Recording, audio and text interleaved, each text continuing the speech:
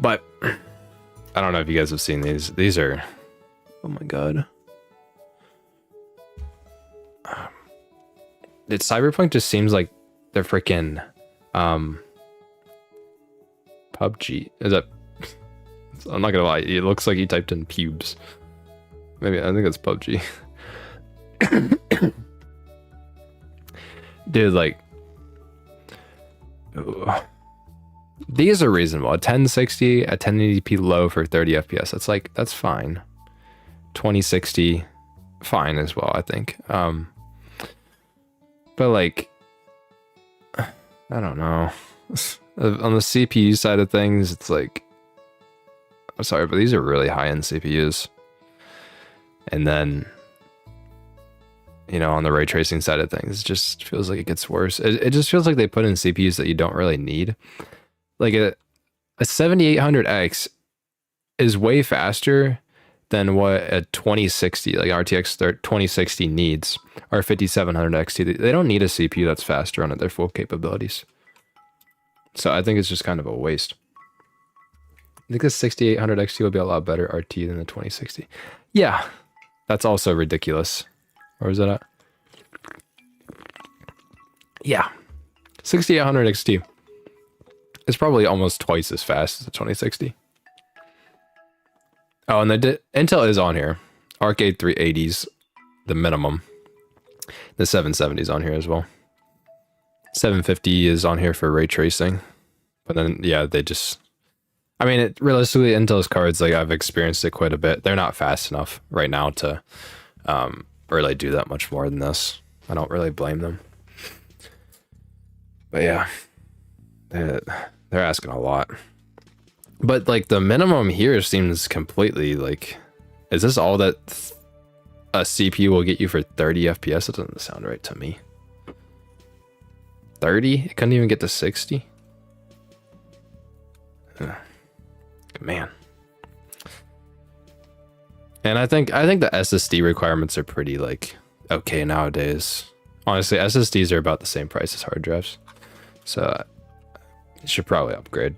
It's such a nice quality of life thing. It's not necessary, but it's like such a nice quality of life. Yeah. And they also don't even list the 6700 XT, which honestly, that maybe could have been reasonable against the 2060. I still don't think so. It's still faster than it, but I don't know. And then 6700 XT, like, I don't know why they don't mention it. It's like they go from high settings at 1080p to boom, you have some of the highest end graphics cards on the planet.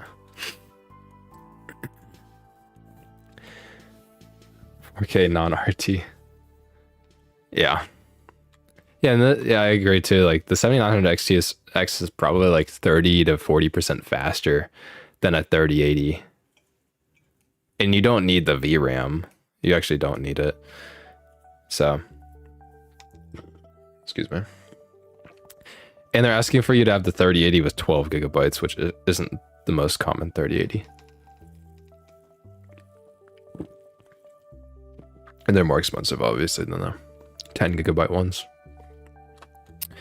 But yeah, system requirements, like, bro, who wants to play this then? Just like, hey, what's up, bro? Like, who wants to play? I don't know. Like, I just always thought that like Cyberpunk already wasn't doing that well. I mean, I think they're still making money on it, obviously. Still a big game, but like basically gatekeeping more people from playing your own game just does not sound like a good idea. The story looks cool. I watched the trailer. Yeah, and they don't even mention 1440p. Well, I think what they're saying is that you just go straight to 4K and then you use upscaling to get to 4K. Because I'm pretty sure that they used upscaling here, even though they didn't say they did. I'm pretty sure one of the devs talked about it. Yui Kurza 89. Love your content, bro. By the way, still streaming with our... No, right now I'm not. I would be, but I was testing... I'm doing an encoding testing between all the GPUs. So I've gotten through Intel and I've gotten through NVIDIA. But right now I'm currently on the 3080 right now. So, unfortunately, but I would be on it if I could be. Just would have taken too long to set up. Just for a stream. Yeah. The thing about it is like a huge game though, and for it to be like a cult following. I don't know. Especially compared to like their older game like Witcher 3. You know. Let's check out, let's check out Starfield really quick too. Oh, and if you guys are curious, the music that we're listening right now is the Stardew Valley soundtrack. So it's pretty nice. So let me know what you guys think. Let's see if it's on here.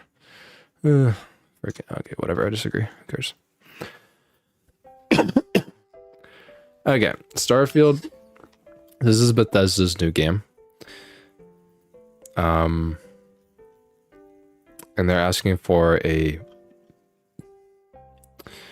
1070 Ti, which I don't think is that much faster than the 1070.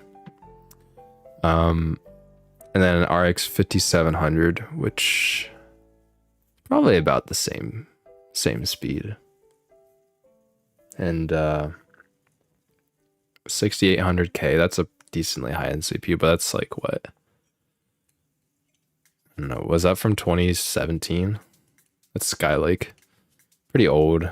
AMD's a decently higher end AMD CPU, because I think more because the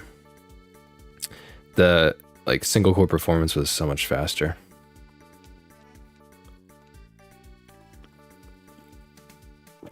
Yeah.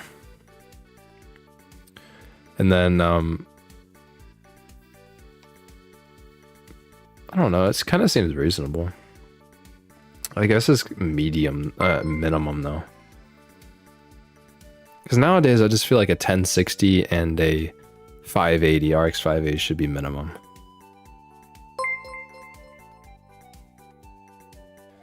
So yeah, bro's like, hey, don't touch your face. I don't know. I don't think it's that bad. It's definitely like a call to reality that how old this stuff really is now. I mean, this stuff is really old, and I think they want you to have hyper threading to mimic having more cores on a i7. So that's why they have that. I think it's wanting 6 cores at minimum though. That's just kind of. I'm surprised that they don't, like, it doesn't even run on 4 cores. Like, I don't know. Yeah, we'll check out recommended. 2080. I don't know. What is this at? What is this at though? Did they tell you resolution, frame rate? No, it doesn't look like it. Okay. Oh, did they say SSD is required at minimum, so keep that in mind. And then a 10600K. Okay, that's a 6 core, isn't it? 3600X, so you know, faster than a 2600X, but not by that much actually. A 2080 is 6800 XT. Okay, that 6800 XT is way faster than a 2080. This is probably including ray tracing, isn't it? And a 6800 XT has double the VRAM than a 2080. That's a little off base, I think. It has to include ray tracing, right?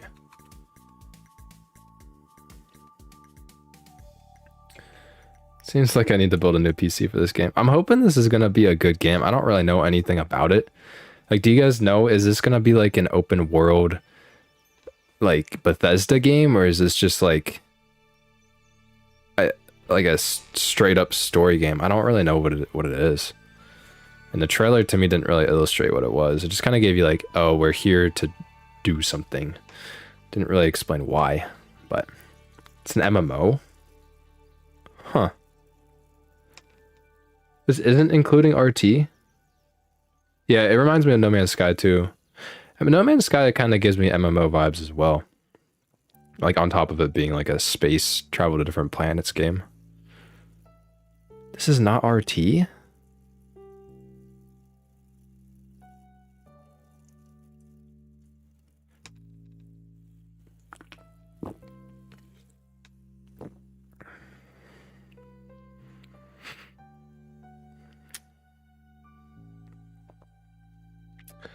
Okay.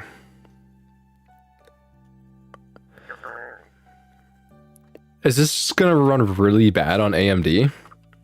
Because this is a lot. Like, this is a big performance difference.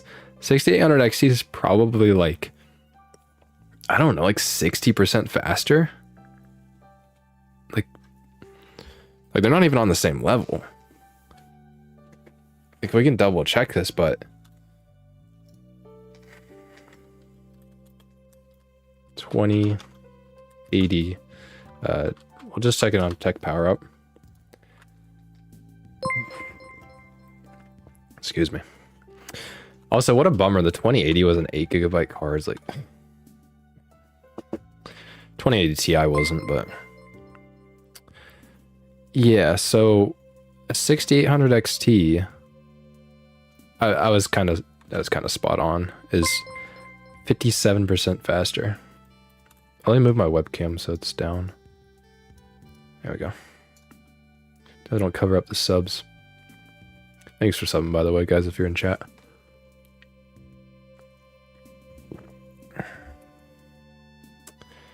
Yeah.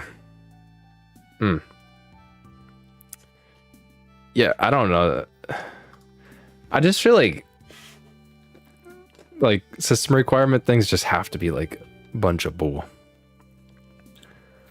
Because how are they that off base? It doesn't make any sense.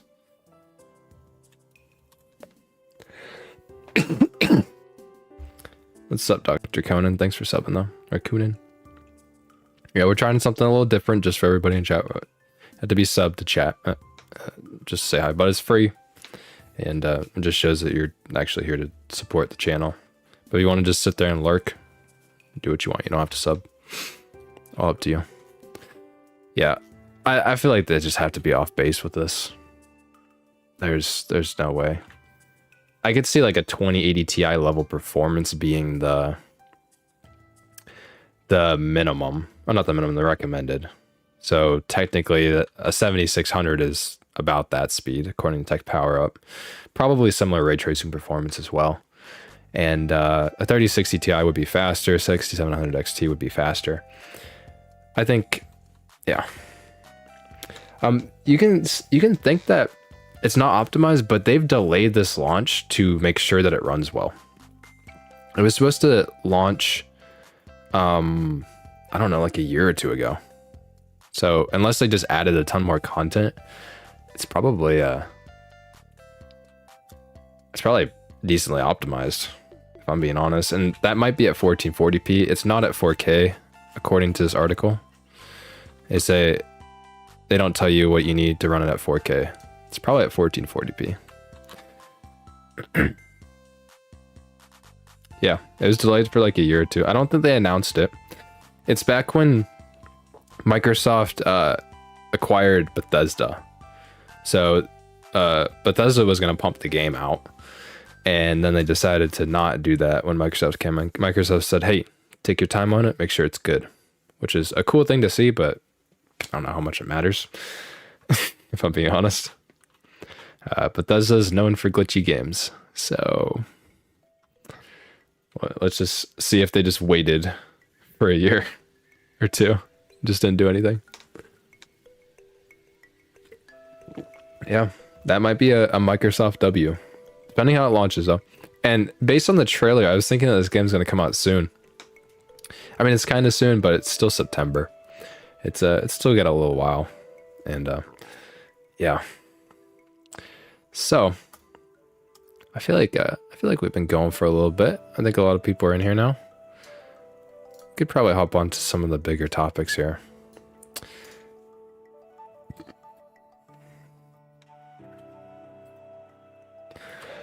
Yeah, and they didn't even list Intel on that list, but on Starfield.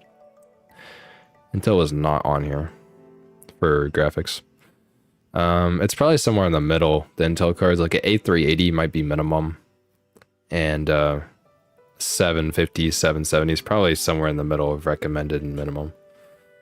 So whatever that works out to in the end product. But yeah. So Gigabyte.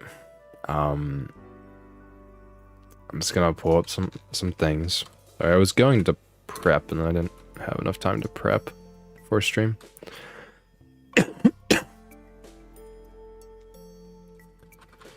So Jay did a big video on Gigabyte. Okay. For any background, anybody. Now, I don't own a Gigabyte card. Based on a few things from the community, I did a poll because I wanted to see what your guys' favorite brands are and stuff. Oops. Get this a little wider. I wanted to see what AIBs you guys like the most, and Gigabyte did rank the lowest. And that might be because this was around all this drama coming out about them. Their PCBs on their graphics cards are cracking. And if your PCB cracks, it severs a little connector in it, and then it doesn't get power to your graphics card. So if it cracks, where it's cracking on them, they're pretty much screwed, and your card is pretty much bricked. It's technically, you're able to repair it, but I think according to Jay's video, which he did one 6 days ago now, so you've got to look apparently they have like a 10% repair rate. So there's like, if your GPU breaks in this way, there's like a 10% chance of fixing it because it's a really hard repair. So seeing this being the case and so many cards possibly just being e-waste is really sad, dude. Just for one. And then two, customers don't get their cards, obviously. And I think they're on more expensive cards because some of the issues that I'm not sure if they demonstrate it in this video. I think he kind of shows it. So Gabito. Some of these problems, it's kind of thought where it's cracking. I'll show you guys. Louis Rossman did a video on this as well, if you guys know who that is. Which was, I think he does like tech repair videos, but I think this is kind of out of his norm. So that's pretty cool to see on graphics cards. I don't see that a whole lot, but I'm trying to see in Jay's video here if he shows it. I forget if he does or not. Here's Louis Rossman's video up here in the top left, top right corner. And basically, I'll just get a graphics card for an example.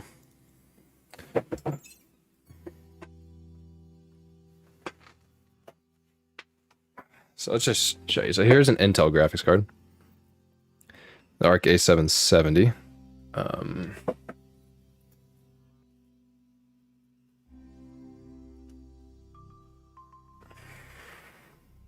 that gonna work? Might work.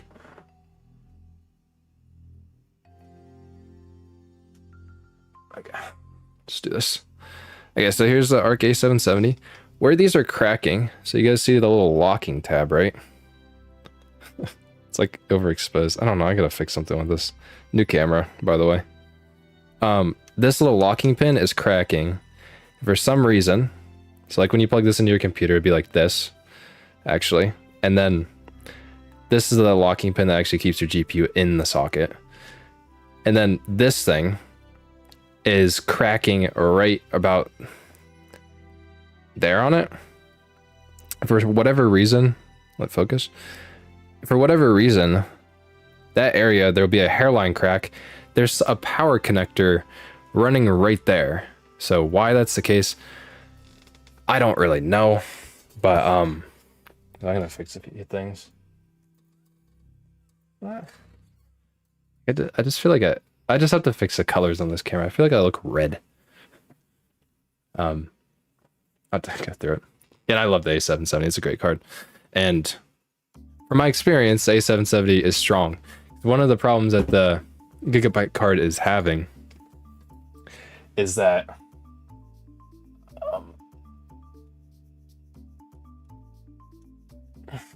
let's go for that, see if that works.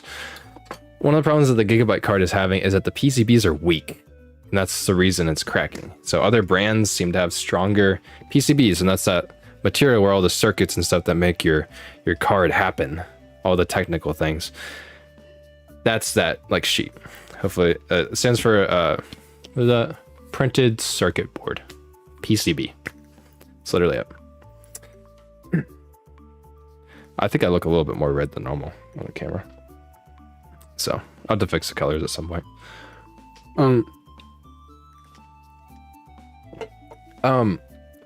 That's cracking. The power connector's in there, severs it. It's near impossible to repair. It's possible. Oh, that was kind of redundant. It's near impossible to repair it. And having about a 10% success rate. It cracks right there. Gigabyte's having this problem, and they're not really issuing returns as far as I know. And I think Jay goes into it here. Let's see what he says. 2 millimeters, 2.01 millimeters. This is where he compares how big the PCBs are. So in general, what feels bad to see is that Gigabyte has weak PCBs. And based on how you guys responded in here, I don't know if this was just because of recent drama, but you guys rated Gigabyte to be low on this list. It makes me think is like, well, did we always not like Gigabyte? Or like, I don't know. I always thought they're okay. I thought like MSI and Asus were kind of the standards, and nowadays the founders and reference cards from AMD are really solid. But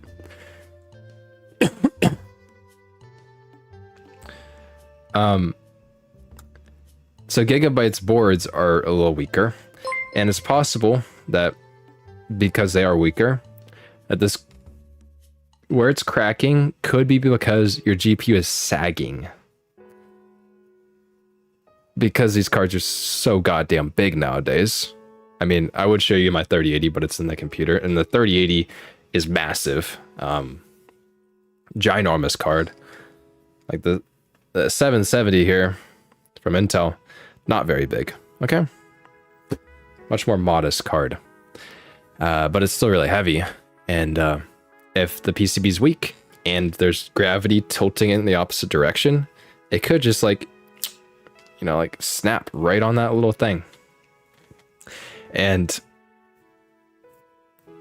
it's like all this, I guess, could have been fixed if they made their PCBs thicker or stronger.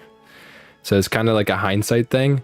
And what really sucks is that this is happening on possibly more expensive cards, because if it is them sagging, which is not guaranteed, it could be because of something else. It could be user error. When they take them out, when people try to take them out of their socket and the locking pin gets stuck and then people keep pulling on it, they could break that as well. But if it is sagging, this is happening on more expensive cards, because the more expensive cards are heavier. So guess what? Something that's near impossible to repair and on expensive cards means that this is like big money. Okay, like if Gigabyte wants to fix this and issue RMAs to people for their cards, which it seems like they're refusing them,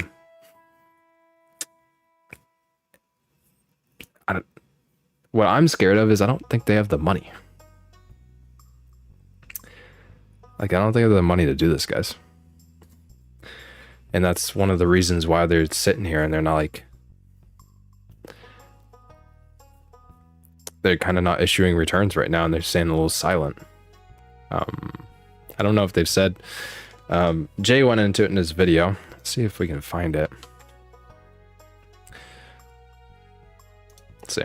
Make the video with any card. It's a 4080, you know that one. No, it doesn't say 90 in the end.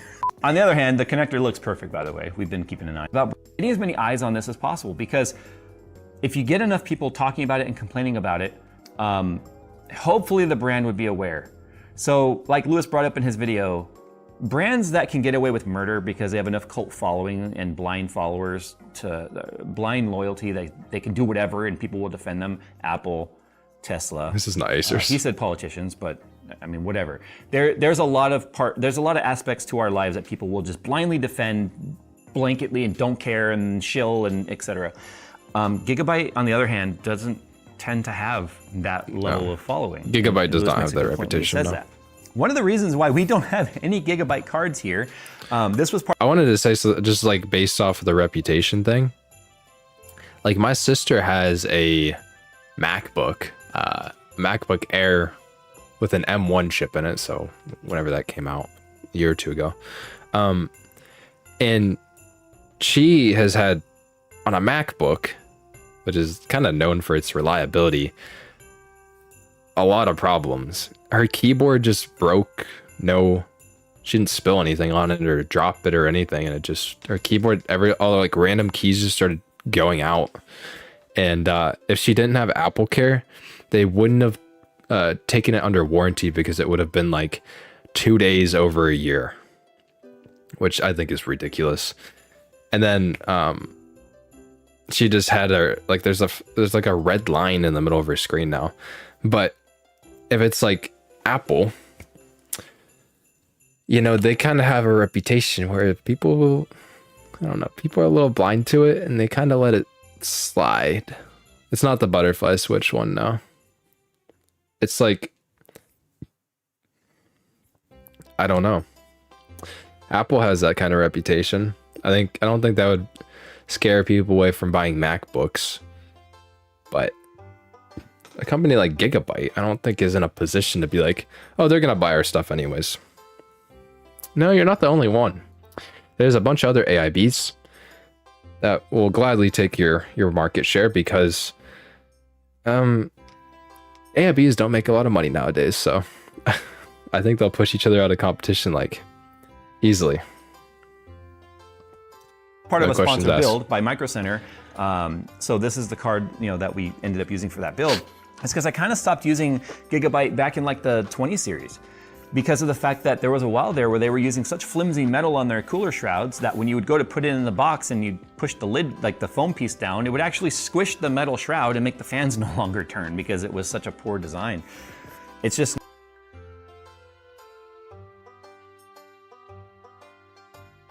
Yeah.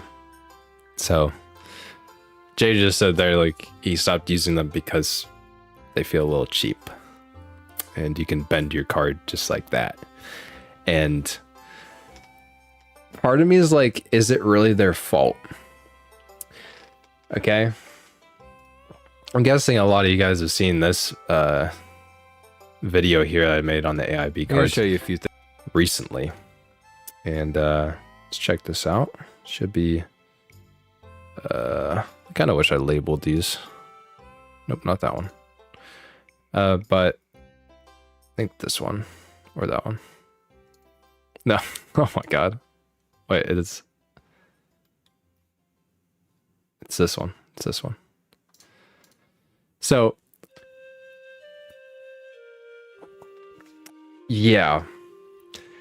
AIBs don't make that much money nowadays. So back in 2020, and this is according to JPR, which is basically the only company that does like thorough research on the graphics card market. Like, let me know if there's anyone who's as consistent as JPR, but JPR is like always there doing stuff. And back in 2020, the gross margin for NVIDIA and its AIBs was 25 and 35%. Okay, respectively. Fast forward to the Ampere launch and has grown to 60% for NVIDIA and dropped to 10% or lower for its board partners. So just since 2020 to Ampere, so that's talking about like January 2020 all the way until the end of 2020 when the Ampere card started to launch. their margins as AIB partners went from about like a little like less than 35% to 10%. So that's a huge cut to your revenue as an AIB partner company. And then now it's possible that margins could be as low as 5%. And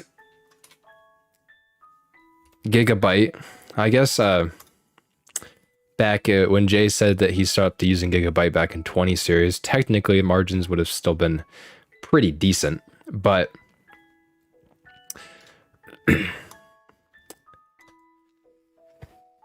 part of me is like, do they have to cheap out on things just to make their margins meet?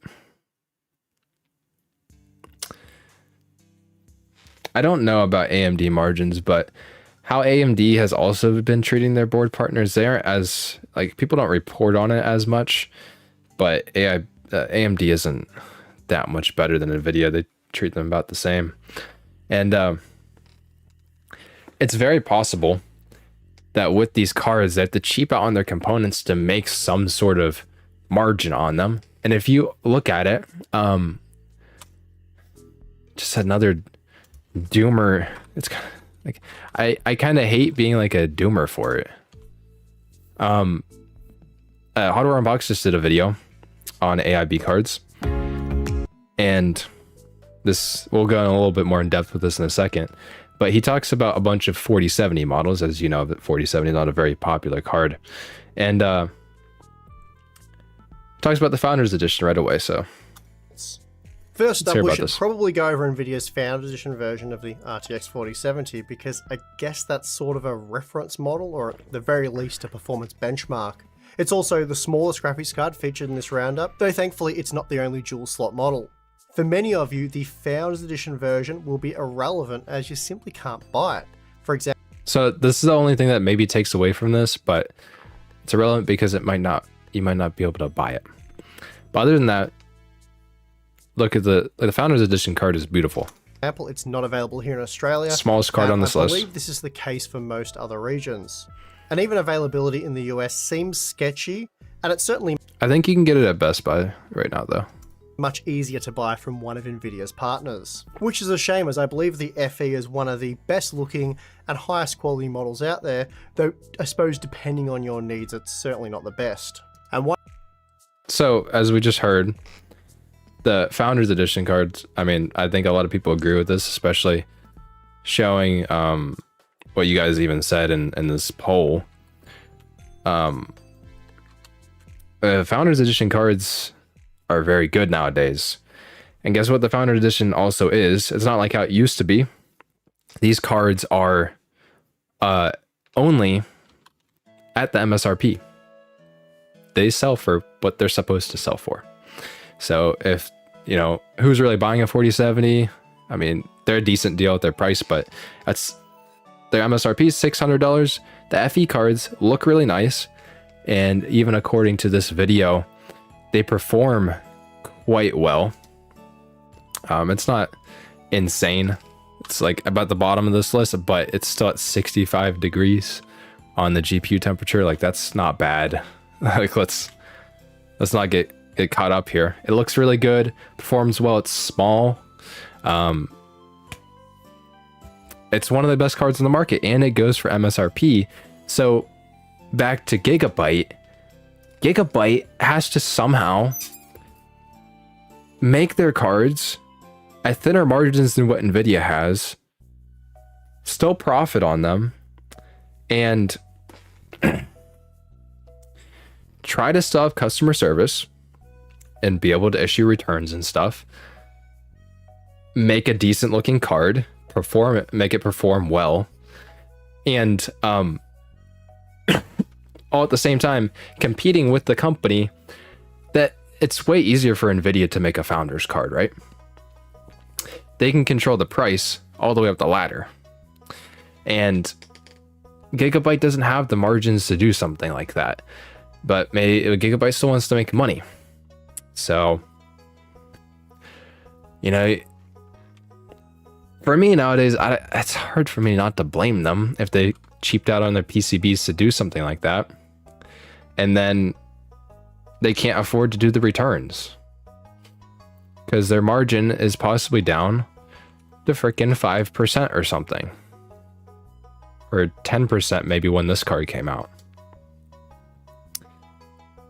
It's ridiculous.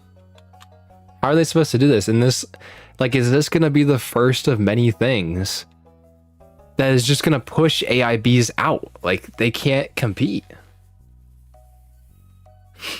Because eventually they're going to have to say, hey, we have to provide better customer service. We have to make margins in our budget to be able to issue returns to people if something goes wrong.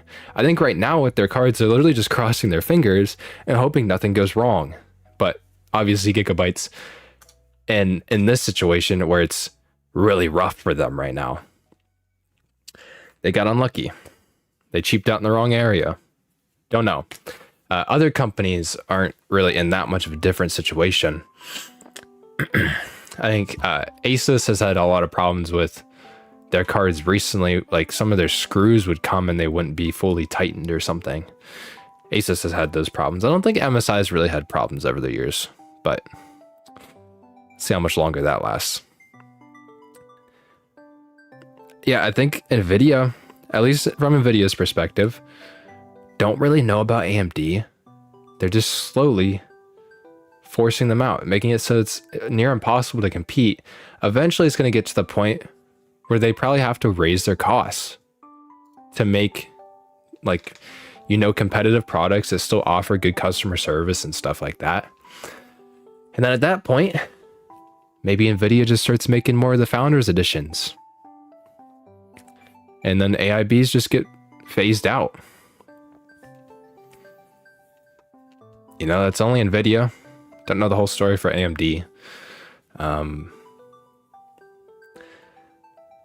But seriously, I'm scared for AIBs because they really have no power in this. Like, if they don't get the chips from Nvidia, if they don't get that stuff, and Nvidia has the power to price it whatever they want to price it to, and if they don't get those, then hey, they don't have business. Like, they're a slave to the chip manufacturer, and that's just the way it is. And it's supposed to be a mutual agreement. What's up, Arrow? It's supposed to be mutual, where these companies make a cool looking product, have basically a separate marketing team, and they're in it, and they're separated from Nvidia themselves. So if they get some kind of bad PR, that shouldn't directly reflect back on Nvidia. But it seems like at least Nvidia's, again, not sure about AMD, and Intel's just starting, so who knows with them.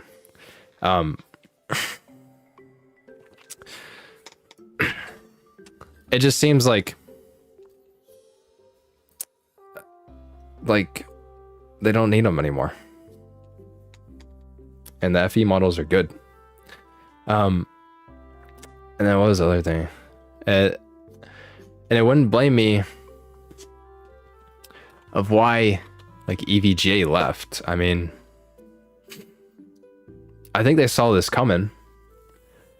AMD, EVGA, as you know, which is really funny. So if you go into the comments of favorite graphics card designs, my poll, a lot of people commented different brands. I could only put 5 options on this list, so I would have put more if I could, but there's quite a few people that literally just said EVGA. EVGA. EVGA. EVGA.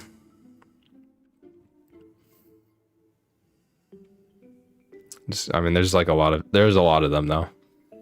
And EVGA was one of those companies in the graphics card market that made good cards and had outstanding customer service. And again, as things have gone downhill and they get less and less margins, they can't provide that customer service anymore. And if they would to still provide that customer service, their cards would be priced so much higher than the competition that other companies are offering, that to the average consumer doesn't know that they're not going to get the customer service in the future. But EVGA just couldn't be competitive at those prices anymore. It wasn't sustainable. So, and Enderlore says that EVGA should be an AMD AIB. And again, I don't know if AMD is really that much better. I think they want to get out of this entirely.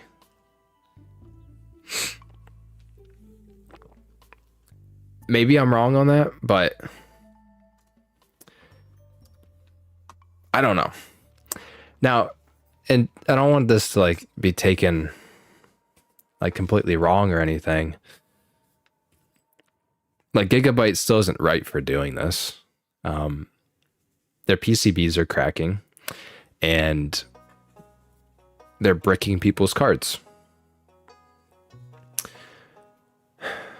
As a consumer, even if, like, I don't know, in a hypothetical scenario, which it's not exactly proven yet, again, the running theories for this is GPU sag is causing this problem, or it's user error when people take their graphics cards out or put them in, but more likely taking them out. Maybe they don't unlock the pin and then they pull on it and it cracks the PCB. So it could be user error. On the GPU sag front of things, that's completely Gigabyte's fault. User error is a little bit more iffy.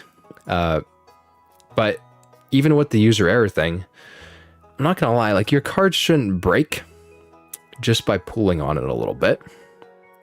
So I can't really blame people for accidentally doing that, and that's still a problem with your graphics card design at the end of the day. It's the same thing. Can we find this? MSI. Oh.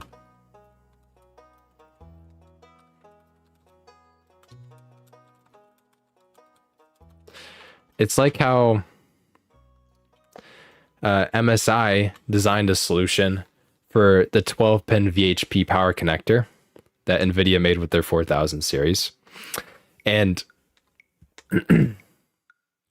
they had to design this so that, hey, when you plug it in, then you know that it's plugged in all the way. Because if you guys aren't aware, if you don't plug in this power connector all the way, it will get extremely hot and it will melt.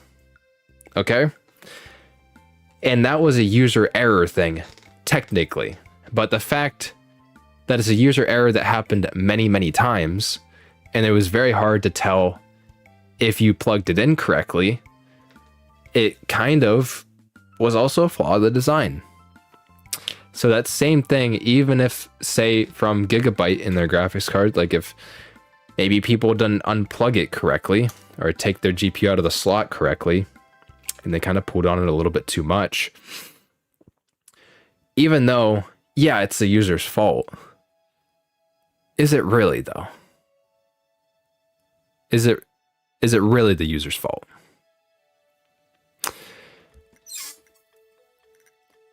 What do you guys think? I feel like it's half and half. It's hard to blame somebody for that. And especially when you see maybe the issue coming back more and more. There's a trend. So, no matter how you put it, it's not good to see.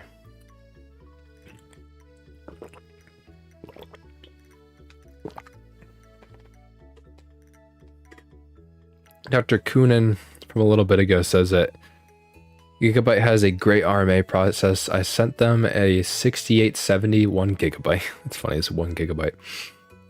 They sent it back. They sent back a better card, actually. And they were kind and curious and professional. But also, back when those cards were out, I'm not gonna lie, they had better margins on their products. Is it like that anymore? Things can change pretty quick when you don't have money.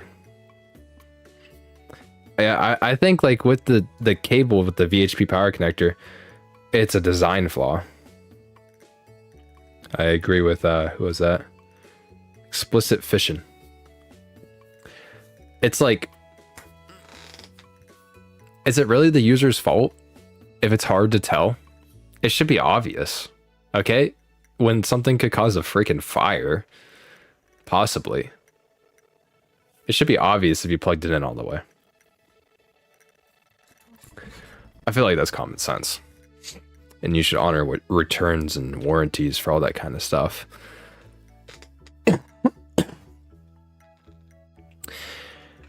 They say, and Vampire Dust says, they say the NVIDIA card's new connector are melting on the board, not the cable. Well, it doesn't really matter what side it burns on. It's still the cable's fault, or the connector's fault. Burn your house down for more FPSs.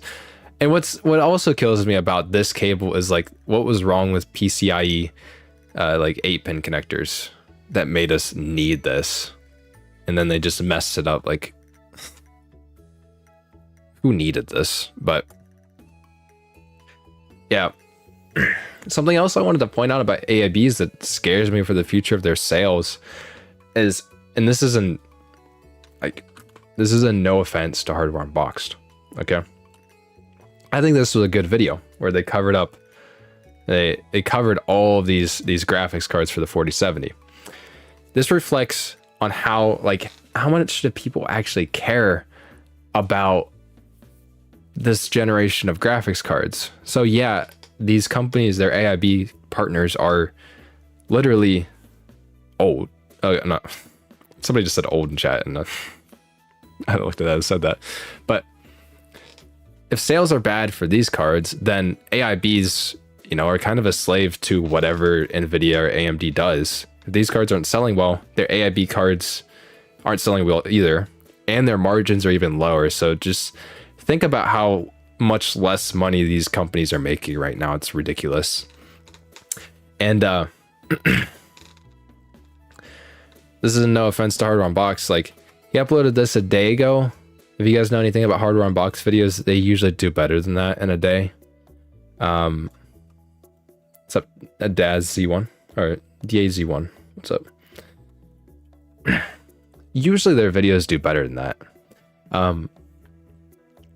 And that's because people don't care about them. Like, why would people want to research all the AIB brands in a big roundup video here when nobody wants to buy them? So it's such a bad situation for them. And I know that they just came off of, you know, a couple years ago where mining was huge. And some AIBs, I think MSI is the only one I exactly know of, but they were selling directly to miners to make money. And basically, yeah, maybe a couple years ago, their profits were really good.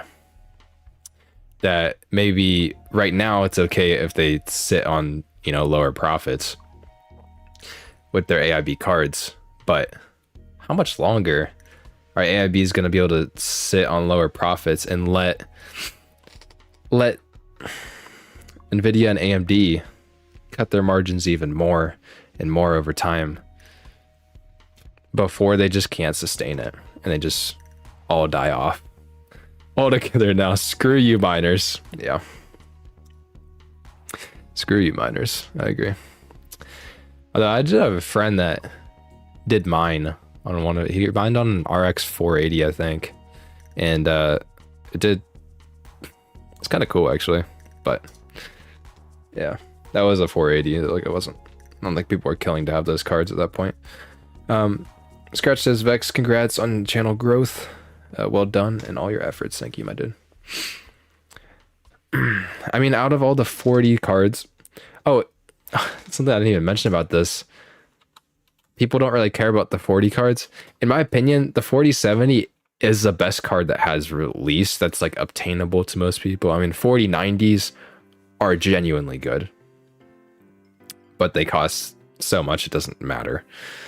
And 4070s are relatively kind of obtainable to people at $600. I'm not saying it's cheap.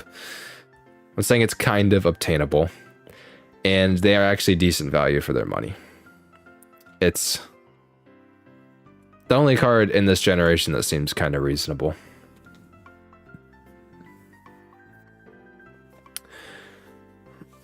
I got robbed for 4 whole bitcoins. I hate crypto. So like you would think that if any card was going to do the best in this generation for a video like this, showing the research about AIB cards and letting people compare them for their buying decisions in the future, if any of the cards would do best for a video like this, it would be the 4070. Yet it still doesn't do that good. And just for reference, graphics cards videos generally do better. And yeah, I guess it's been a little bit longer, but you can see the views per hour, which is VPH. The CPU video, which isn't as popular, generally speaking, is growing faster than the GPU video. This one, you know, people actually don't care about this.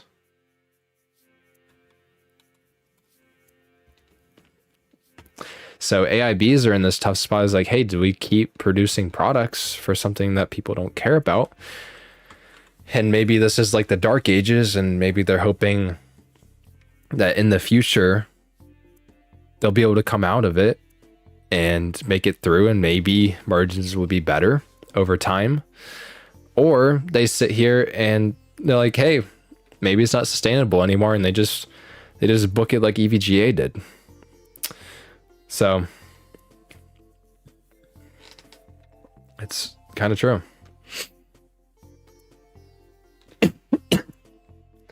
So somebody said 47 doesn't have enough VRAM for me personally. I kind of also agree. I wish it had 16 as price point instead of 12. Games are pushing 12 right now, and for a card that is as fast, the 4070 is pretty freaking fast. I wish it had more.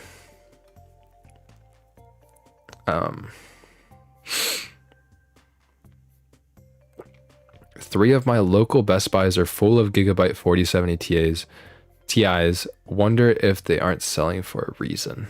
Yeah. But that's like the first things, because this isn't even like new. This isn't the first AIB company that's had problems and like they haven't RMA'd their cards, because if you'd think if their margins were high enough, you know, you just RMA them instantly. Okay, like you don't deal with any drama or anything, because a hit to your reputation as a company is way more important than, you know, like not like just sending somebody a new graphics card, you know, but they don't have the margins to do that. So, you know, a company like, I know this isn't exactly related to it, but you guys remember the Saga GN Asus? You guys know like Asus, obviously this was motherboards, but they were also a little iffy about RMAs at the beginning. I'm pretty sure they're fine now. So if you do have an Asus motherboard, it's probably fine. This was motherboards, but this is like just one of the customer service things that has happened recently with AIB companies. This isn't maybe the best example, because Asus has had more problems with graphics cards as well. I don't exactly know what to look up, but they had some cards that screws weren't in all the way, and then they were cooling really poorly because they weren't screwed in all the way. And things like that happen. So Gigabyte just had a situation. Asus has had situations in the past. I think AMD's brands are generally pretty okay.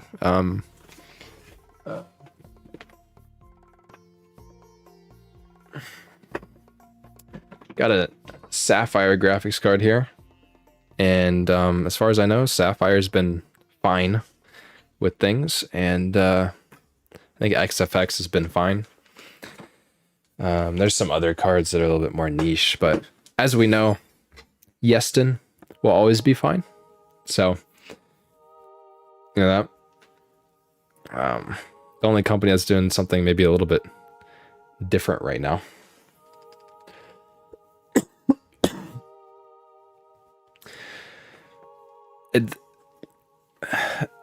just don't see a future for AIBs. I know this has been a conversation maybe in probably since oh, by the way, yes for Yeston. So, you know, can I get some yeses in chat, by the way? It has been a conversation that AIBs might not be around, and it's been basically ever since Nvidia started to go pretty all in with their cooler designs. Yes, yes, yes.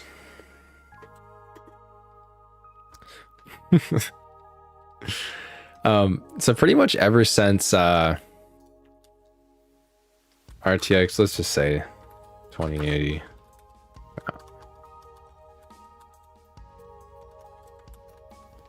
Just look up this one. So pretty much ever since Nvidia went in and did like a founder's card that looked good, performed pretty well, because as you know, before this, their founders cards had blower coolers on them, and those didn't perform that well. Still see a lot of yeses, so that's what a W in the PC gaming community. So ever since Nvidia really started to focus on their founders cards, say like this one as well, and then 30 series came out, looked really good and performed decently well. This conversation has come up that AIBs might be getting phased out, and I don't really blame people for having that conversation, especially as their margins keep decreasing and they have more and more dramas, like issues with RMAs not being able to keep them up for people. I don't know how much longer they can stick around. Again, I'm saying again, but I don't think I said it. I don't think they should go away. I think AIBs are cool, and it's cool to have options. It's kind of like a thing in the PC gaming community. I guess as it would become more mainstream and easy for people to buy, it would stray away from this. But one of the cool parts about PC gaming is like you can research and customize your PC to be like whatever you want it to be. You can find, like for me, I'm someone who prioritizes like form over function. Like it can't look terrible, but I want it to perform the best. So like in my system right now, I have a 3080 and I have the TUF model, which wasn't the best looking model in my opinion, but man, it performed well. So how am I gonna buy a GPU with an anime girl on it now? Like, oh no. I agree, man. We're in sad times. We're in the dark ages. We just need some anime girls. Come on. That's how I feel about it. But that gives me in PC gaming the ability to customize my computer. Hey, it's like I don't care about that stuff, so I don't pay for it. That's just me. And anybody has basically whatever they want to do with it. It's all up to you guys. That's one of the beautiful things about PC gaming, but also one of the things that takes it away from being more mainstream is that you have to do your research and stuff like that. So could Nvidia just in general think it'd be better if they tried to reach to a more mainstream audience where it's like, hey, there's basically one option for your graphics card? Because there's already enough tiers and price ranges of graphics cards to choose from, and then you have to compare with the used market and everything.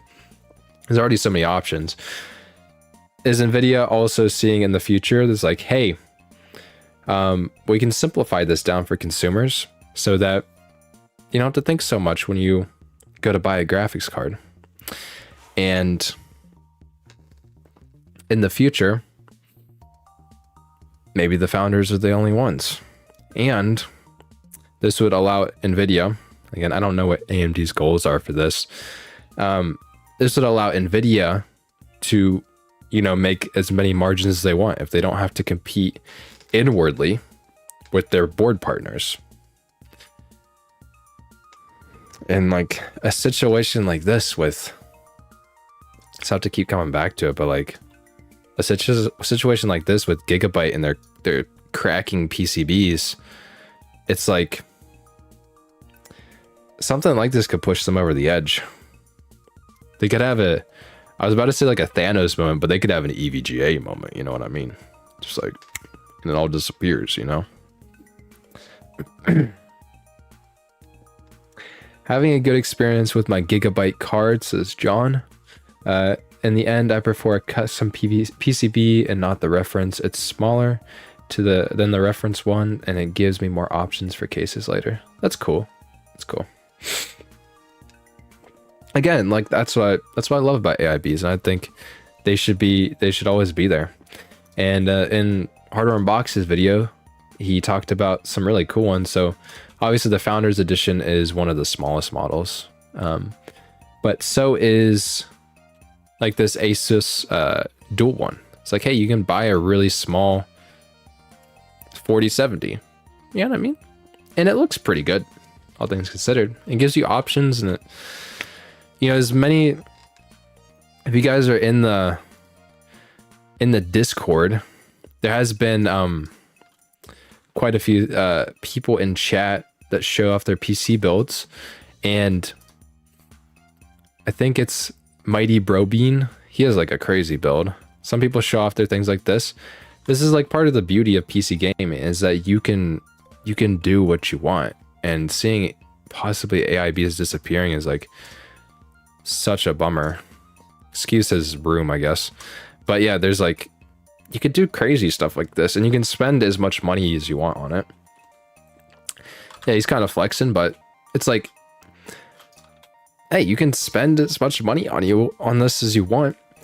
Have a good time. You know, it can be more than a hobby. Maybe, like, obviously be reasonable with how much money you spend. And, you know, you can do what you want. I love that about PC gaming.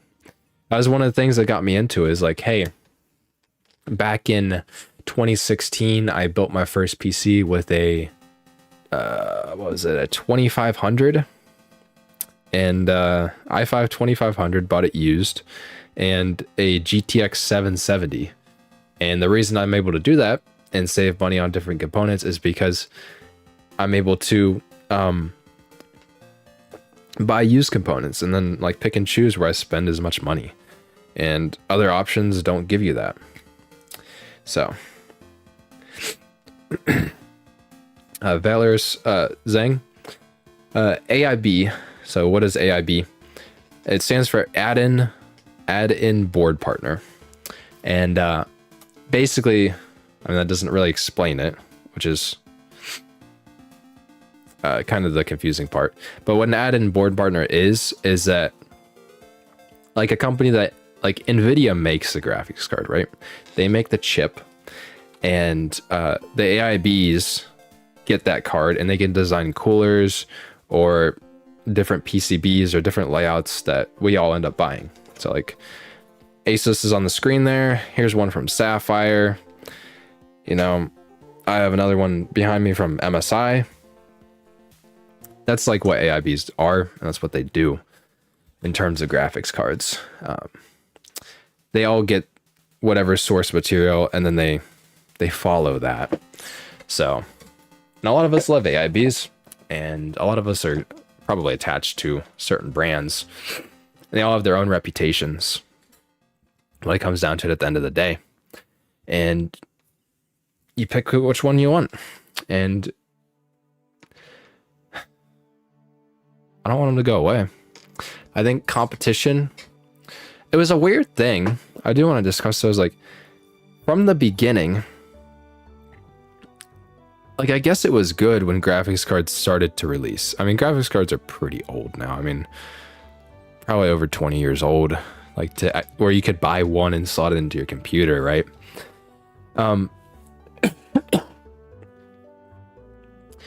They're decently old, but it was kind of odd even from the beginning to have board partners in the first place. When you think about it, it's like, well, I guess they didn't really have Founders Edition cards at the beginning, So whoever made the chips, the AIBs, were the ones that just actually made it into something to exist, to make it into a card that you can actually buy, and it isn't just a freaking chip. But over time, I guess it's evolved, where it's like, it kind of sounds weird to say, as a chip manufacturer, making a product that you sell to consumers, to have companies that you work in partnership that you are directly competing with as well. Like the Founders Edition cards from NVIDIA and the reference card from AMD compete directly with their board partners. Yet they all want the market to grow. So I find it odd, if I'm being honest, nowadays why they even exist, even though I like them. And I want to see it. Like, to see competition disappear is a problem, but when NVIDIA and AMD control the competition anyways, it's like, is it really competition? And it also seems like nowadays, let's just kind of like look through this video. The design of graphics cards has generally been pretty solved. By the end of this video, he rounded up 9 4070s. And yeah, the 4070 wasn't hard to cool. I mean, it's like a 200 watt card. It's really not that crazy. It actually only draws a little bit more than the ARC A770. And, you know, Intel nailed this, well, kind of nailed it, other than it being glued together. Intel kind of nailed this GPU on their first try, so I don't think it's that hard to cool 200 watts. But Asus had a dual fan one. I just feel like the design for AIB cards is kind of starting to get solved. So there's a TUF card, there's a Galax card, which doesn't look very good, but that's just me. Here's a Gigabyte card, which Gigabyte is having all this drama right now. So that's interesting. Another Gigabyte card. It's almost like with these Founders cards and stuff, it's an MSI card, like the design's already solved. And again, why do these companies need to stick around if they already did all the research and development that NVIDIA and AMD need to make cards that perform successfully and consumers actually want to buy? It makes you think about that. It's like, why do they need to exist? I'd say the PNY one's kind of the only one that didn't do that well in the testing. And it seems like nowadays, if you do look at these temperatures here, the Founders Edition is generally, from NVIDIA, is generally down towards the bottom of the list, so with some of the highest temperatures. And you'd think, I feel like that's the only thing nowadays where NVIDIA is giving the other cards some slack, the AIBs some slack, is like, hey, at least your cards can perform better than ours, okay? Like, that is the Founders Edition, that's why it's called a reference card, is literally the reference. So, like, hopefully all the AIBs can perform better than that.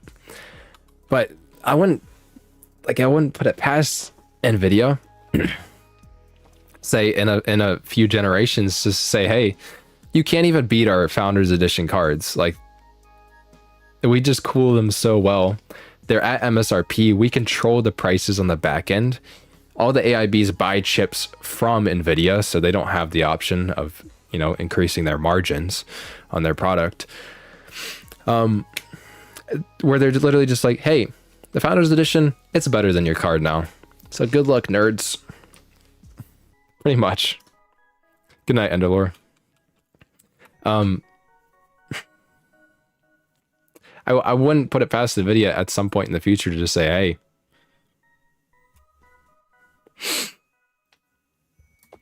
our cards are just better.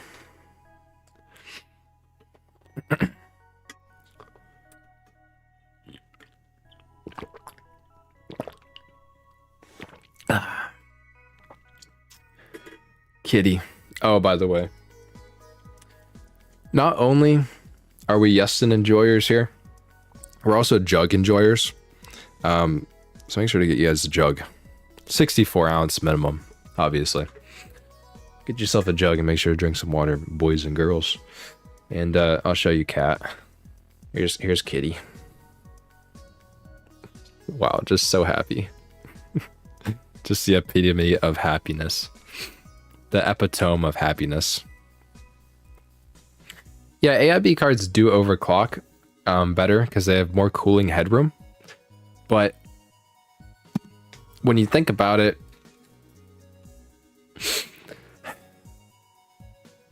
I'm kind of tempted to show you guys. So I have an Asus card. Yeah, I love black. Well, okay. I'm gonna show you. I'm gonna tell you guys a quick story real quick. So this one's name is on me. She's kind of like my cat. She always hangs around me. Her name's Spooky. We used to have another black cat, but unfortunately, they passed away in like September, October of last year. He got out somehow, and we just never saw him again. So it's kind of sad. She was awesome too. Her name was Bonnie. Really, really funny cat. So it's a bummer to lose her, but it is what it is. And yeah, I want to show you guys real quick. So I'm gonna pull up MSI Afterburner.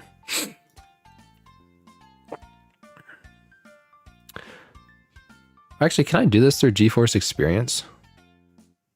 Yeah, she escaped from that. She just like got out. She had never go outside. And then one day she just went outside and I don't know. So I want to show you how much overclocking really makes a difference in games. So what game should we hop into? Would you say like, let's hop into Cyberpunk, I think. I think that'd probably be the best benchmark here. And we'll just take a look. Because as much as like the argument used to be that AIBs can overclock really well, because they used to overclock really well, but overclocking, like cards are already like pushed nearly to their limit. It doesn't amount to a whole lot nowadays. So is it really that much of a selling point for AIBs? I don't know. So guys, this is that game that is requiring more and more graphics settings when Phantom Liberty comes out. And do you have to buy Phantom Liberty? Oh, that is a free update. Oh, that kind of sucks.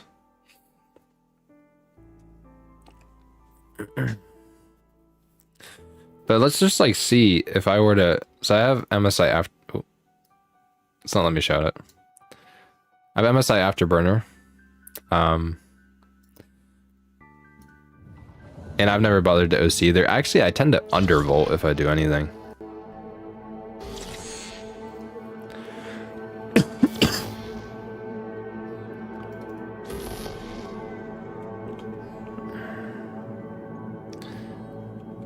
Late comment by I'm a cat enjoyer. Don't have a cat though. Due to my wife. You're 3D waifu in real life. That's crazy. Very allergic. That sucks. Apparently you can overcome your cat allergy. And cat allergies supposedly come from their saliva. So they lick themselves and man, my stomach is making weird noises. I'm not hungry, by the way, just making weird noises. But it comes from their saliva, so you could technically, and the reason that you get allergic is because they freaking lick themselves so much. And apparently you can get food that kills off, I think it's either a bacteria or an enzyme in their saliva.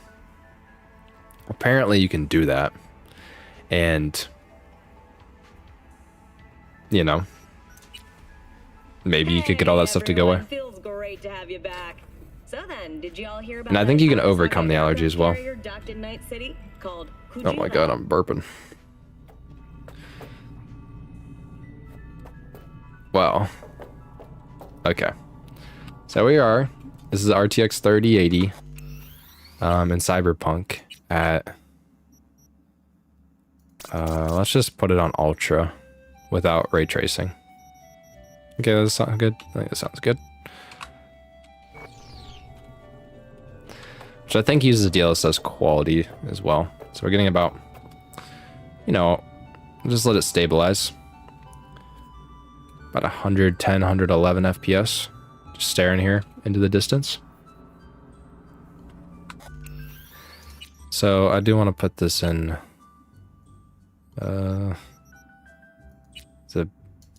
I don't know this game. Borderless window. Still getting about the same FPS.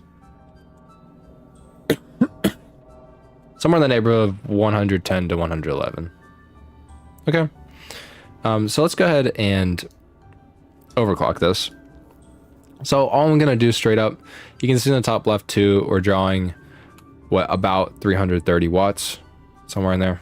3080 uses a lot of power, if you were wondering.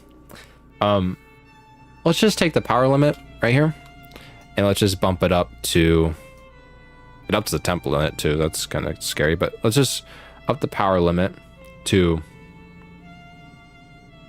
Is this power limit or is this just fan? I actually don't use MSI Afterburner to overclock most of the time. Let me know really quick. What would this be? You guys want to tell me that? Googled it.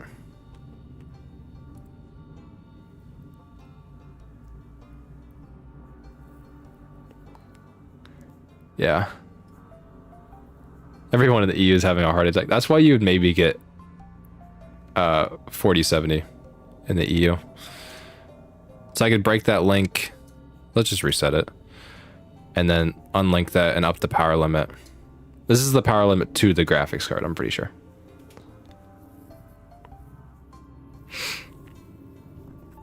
You can use and you use I've used Afterburner to undervolt, but I use the graph. There's a voltage graph, so I haven't actually overclocked with it or anything, but so I just upped the power limit. Our power jumped up. How many watts is that? Like anywhere from 5 to 10 watts more. That could have been, I mean, this could be just the fan, so that's why I'm not 100% sure. I don't want the graphics card to crash because I am recording on it right now.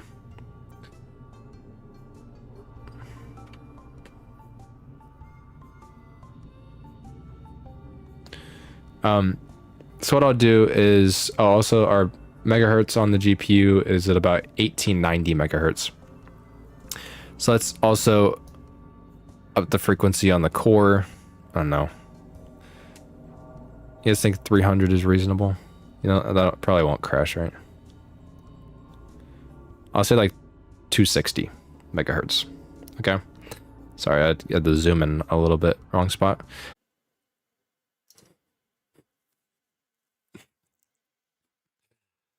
Guess who crashed? Wait. Oh my god.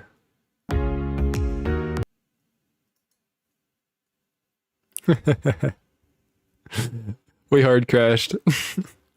Which is funny.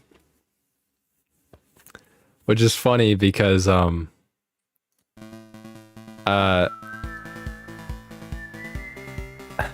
don't know if that actually kind of proves the point even more. Okay. The GPU is already pushed so far to its limit. I only added 260 megahertz to it and it hard crashed. So it's kind of like, what could AIBs even do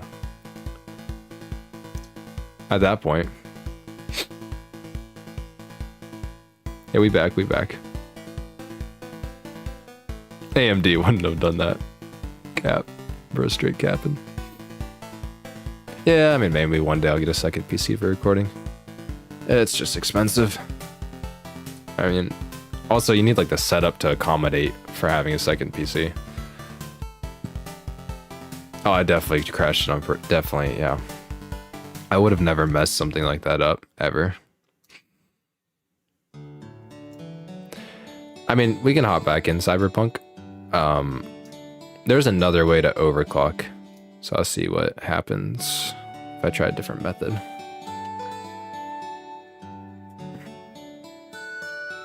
I would like a second PC because it'd make it easier to test graphics cards.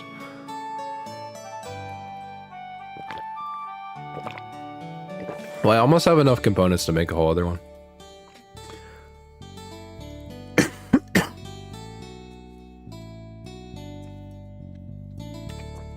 I have an old Ryzen processor, and I have what is it?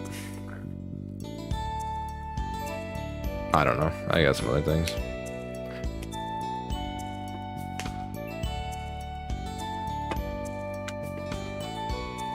Well, we can hop back in. You can also apparently overclock through. It messed up my scenes because it didn't save on OBS.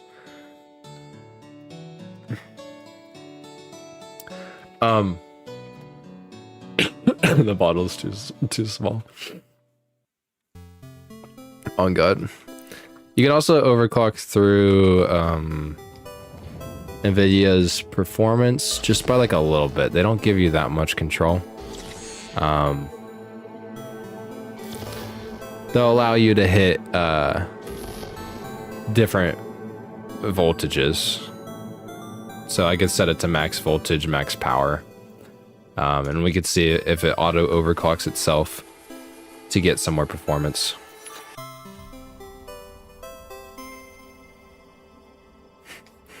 To rewrite your V BIOS. That sounds like a good idea.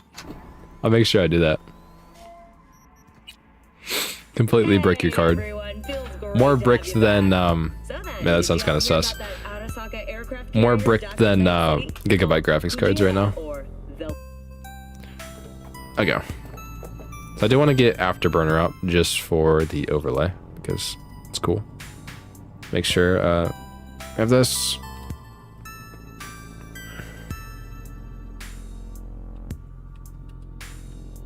Hello. Afterburner, you got this. 1 second. It'll come up. There it is. Okay, so again, we're on different settings.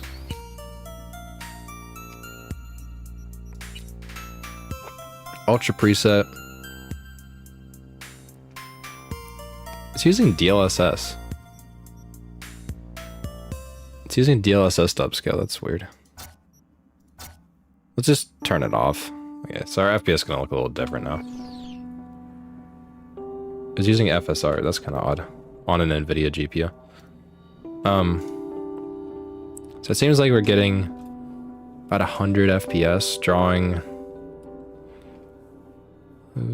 about 99 to 100 FPS, drawing about 330-ish watts to 340 watts. So let's just like take this, go to performance here, up the power maximum to 110%.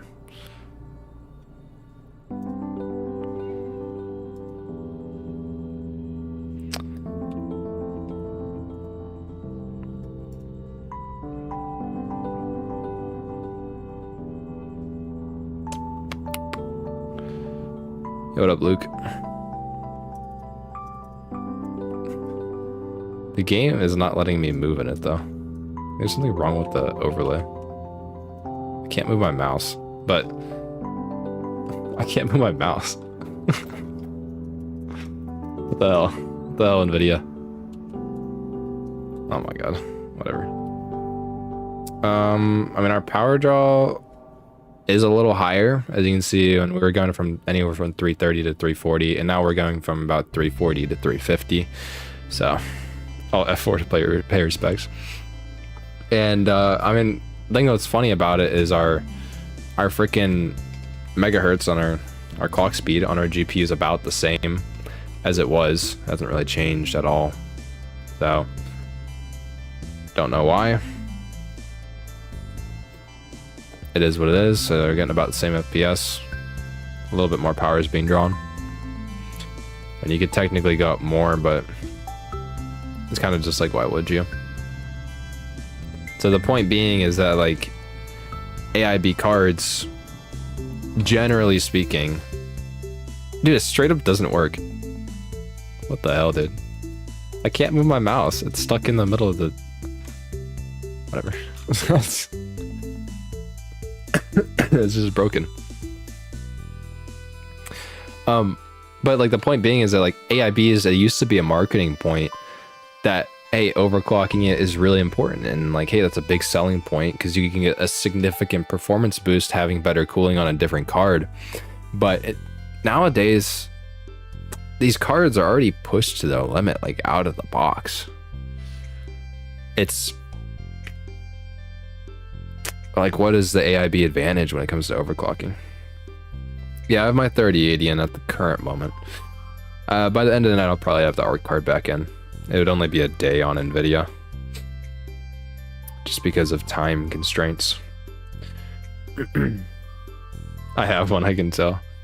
I mean, I'm not gonna lie, the 3080 in Cyberpunk there, performing at native 1440p on ultra settings, 100 FPS. I mean, this is in the training area, but you know, it'd probably get like 70 to 80 outside of that.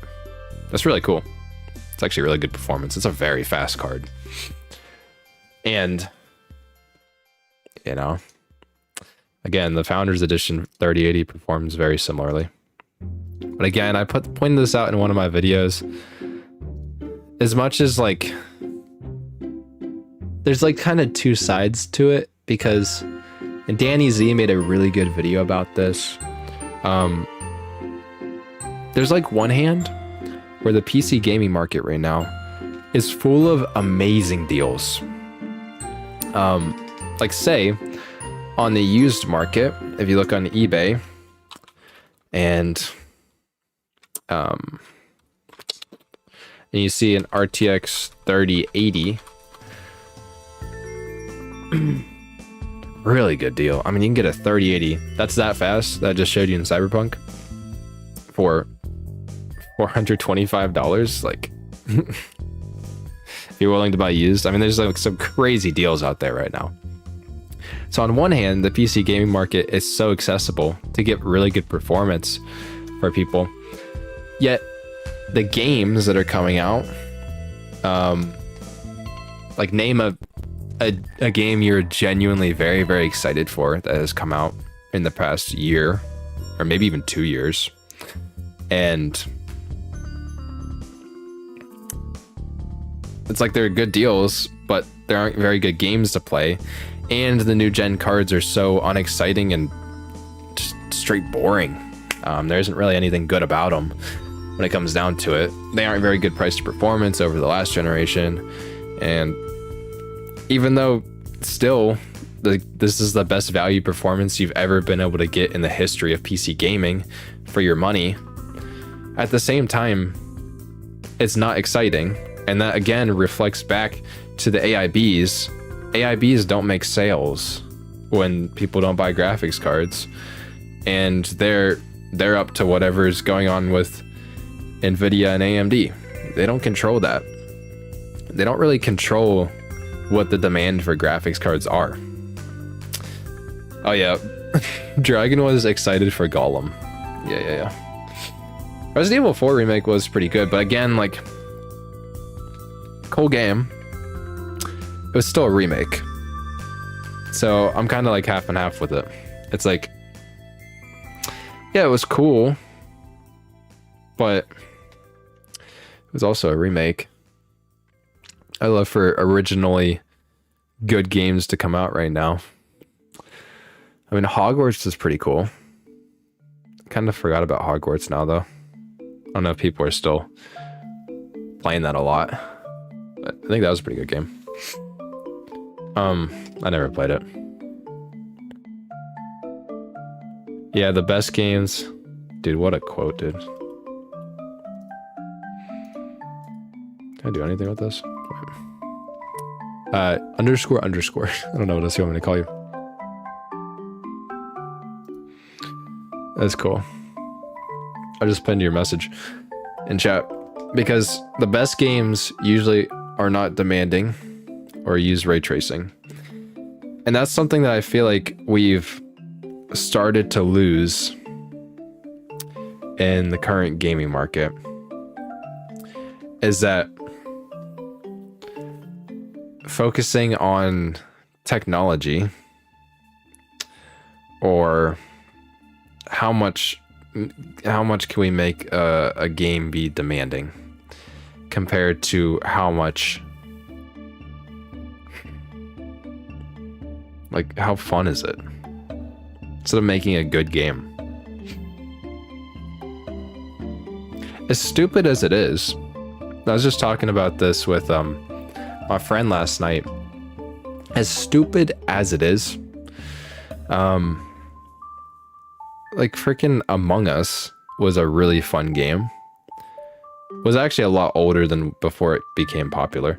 It was like, it had already been out for like a year or two before it became popular. But really fun game. Like, you can run Among Us on your freaking 6 or 7 year old smartphone.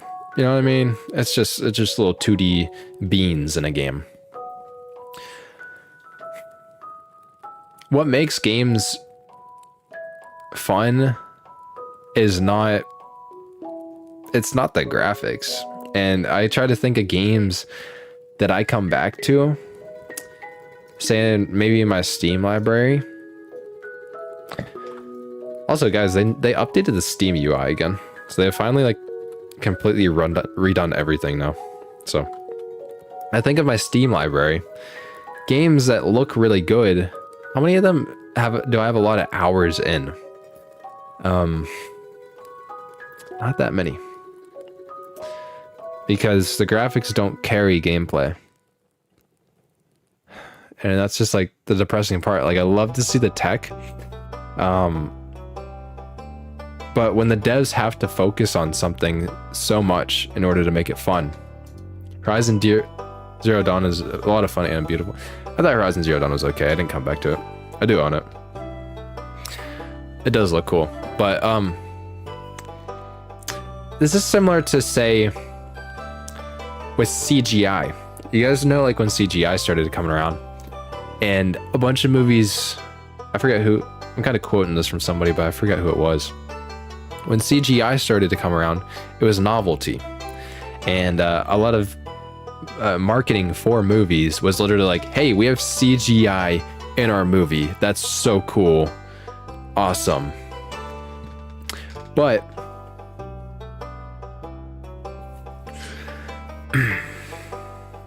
the movies weren't good because of CGI. So I forget who this was who made this that I'm kind of quoting. Again, if you guys know who this was, cool.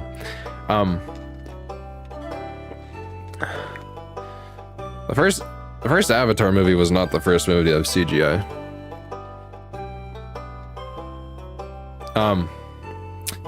But like, that doesn't make a good movie. Nowadays, I think it was Linus. I think Linus said this in a WAN show clip or something. And it was, there is CGI in The Wolf of Wall Street, a movie that doesn't need CG at all. Okay, like, it's basically all just like life, like just normal life. There's nothing crazy about it. And there's CG in that movie where they did scenes where they had a completely different environment, like you wouldn't even know. And that's when technology is impressive, when it's not novelty and it's not a selling point to say, oh, a game has ray tracing or a game has photorealistic graphics. Instead, when can we use that technology so fluidly that people don't even know, like, you don't even know, and you don't have to focus on it? How many of these tools for game developers are genuinely going to help the production of games and help developers achieve their vision, instead of making a game, and not to offend anybody who likes Cyberpunk, but not to make a game like Cyberpunk that why are we putting RT overdrive in it, or Why is it so demanding? You know, where we don't get tech demos.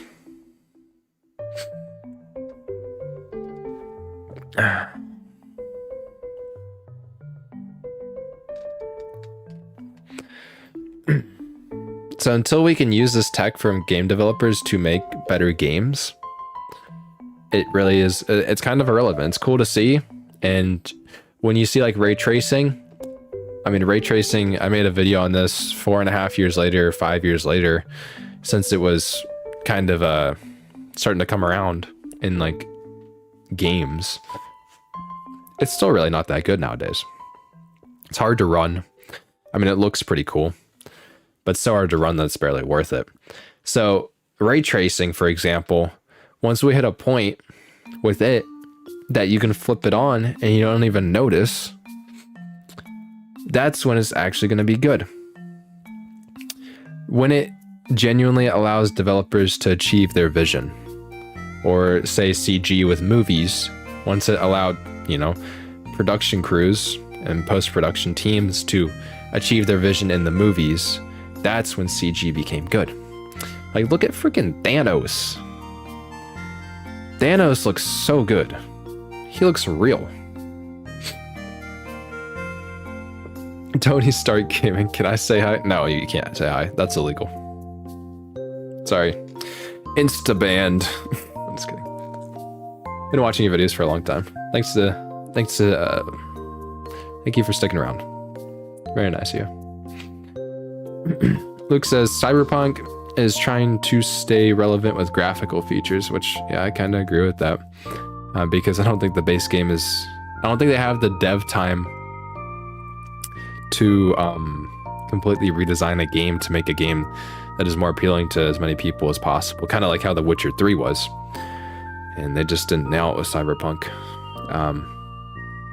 In my first impressions of Cyberpunk, I hopped into it and I was like, okay, I want to play to it so I could have like a real world benchmark in the game and be running around in the city and doing some crap. Okay, just for like, you know, for a gameplay. And the intro was so freaking boring. Like they have you on training wheels for like an hour. Like it started to feel like a Pokemon game. The reason I gave up Pokemon was in Cyberpunk. Like Pokemon became so handholdy that it's just like, I didn't want to play it anymore. So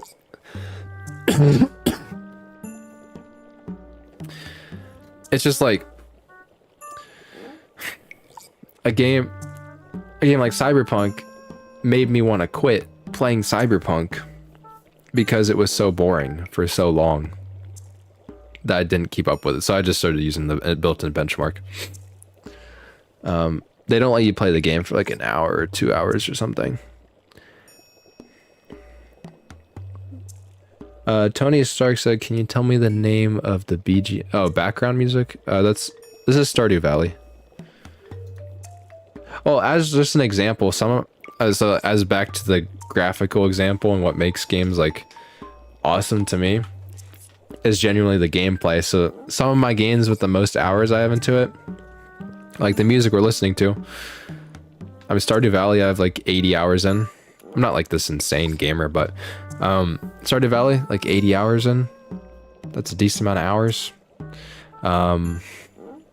Where's Terraria? Terraria? got quite a few hours in Terraria, guys. Again, these are literally games that are just pixels. I have countless hours in Minecraft. Like, it doesn't need crazy graphics and technology to make a game fun. It just needs to be able to achieve the vision that we're going for in it. Raft I'm also playing currently. Not crazy graphics either. And I mean, my brother has tons of time on Skyrim. But I mean, I guess it was pretty graphically impressive back in the day, but nowadays not so much. But people still play Skyrim all the time. Like, it wasn't about the graphics.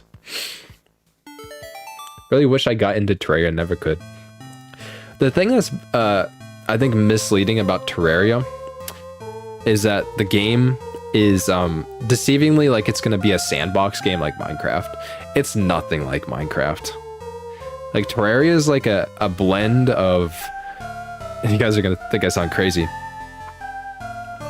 Terraria is like a blend of like Dark Souls, Minecraft, and oh, it was like another game.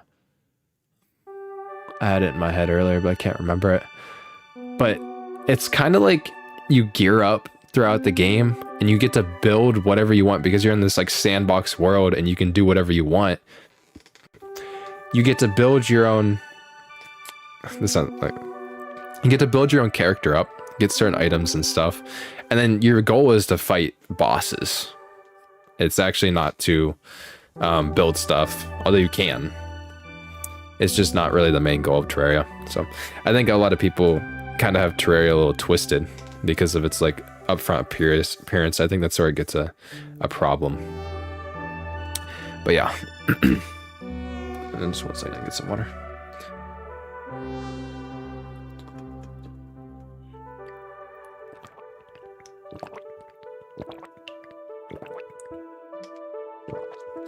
But yeah, all this for the state.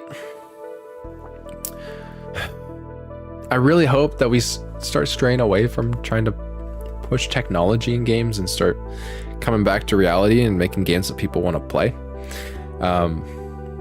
Like again, it's not even any offense to the devs or anything. I think there's a lot of greed going on in the gaming market. And you can especially tell this going on with the AIBs. Like look how cut short their margins are nowadays. To say that there's no greed going on is just kind of delusional.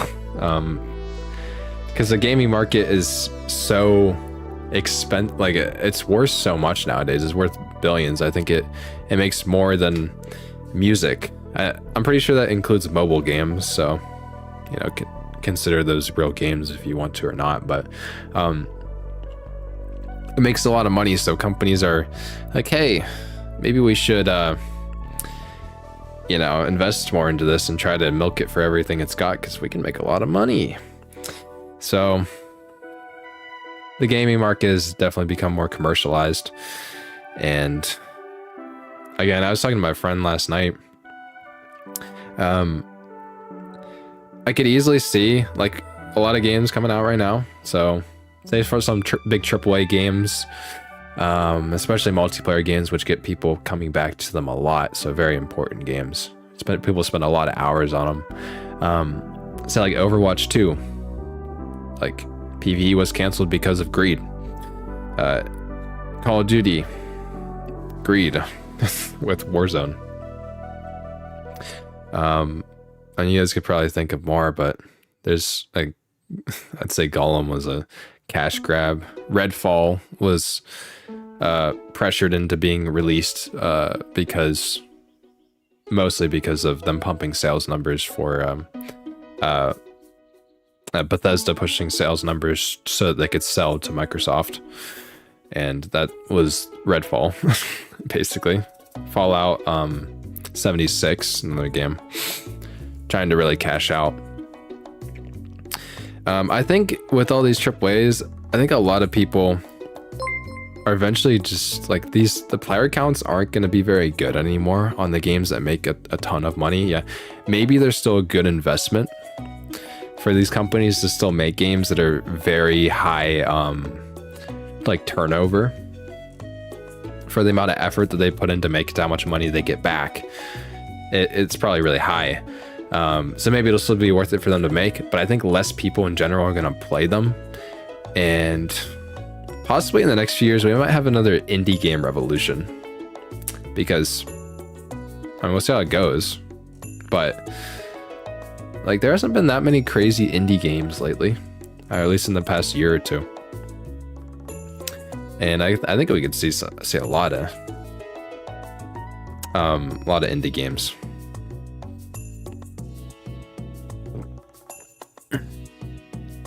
Can't believe that it's an Arcane game. LOL. Or what are you talking about?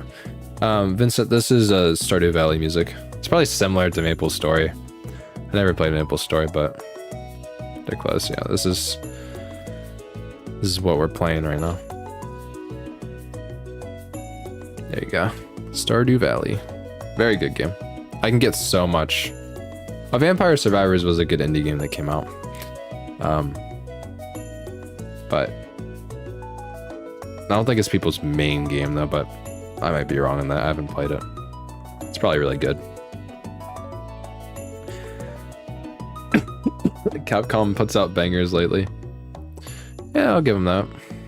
But also, I mean, they also put out, what is it? They also put out remakes, so I don't know. Yo, Vex, you've hit 15k subs, 20k subs around the corner. Yeston GPU 20k subs special. Yes for Yeston. Oh god.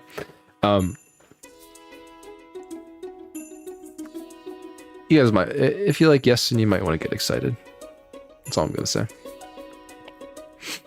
And yeah, we did hit 15k subs. We are at, tell me. I'll just check on my phone. I'd say the only game devs that are pretty consistent right now is like Riot and Square Enix is pretty good. What other dev? I don't really know. If you guys could name any other ones, then feel free. Yeah, we're comfortably over 15k right now. 15,183 subs.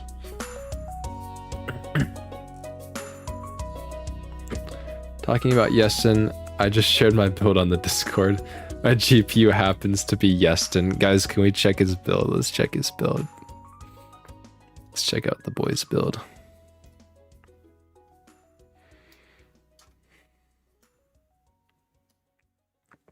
Okay. So it should be in PC builds, right? Who was that? Ivan. That doesn't look like a Yeston, I don't think. Guys, we came here for Yeston. Where is this?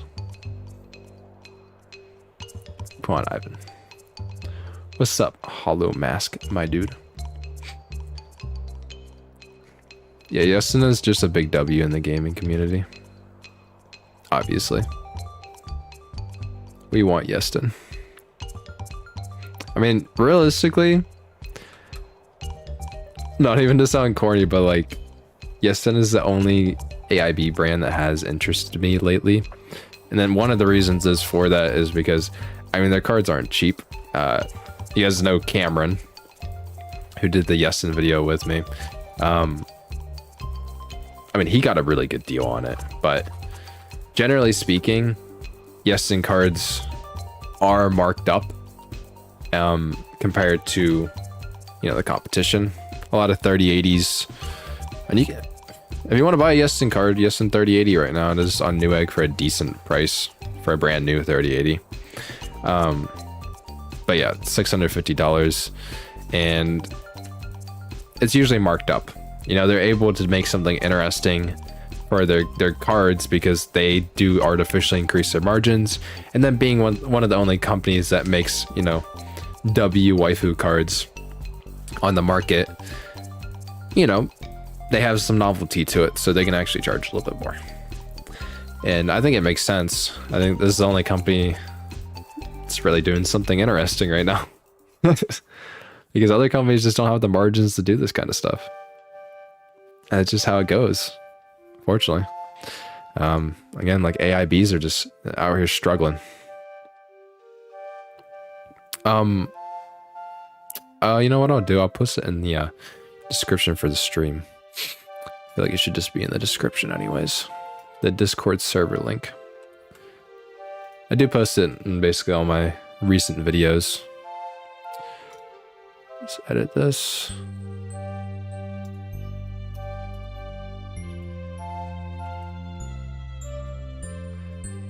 Discord server is now in the description of the stream. So if you refresh, you'll probably be able to see it.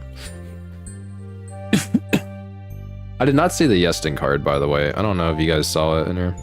Oh, it's Z.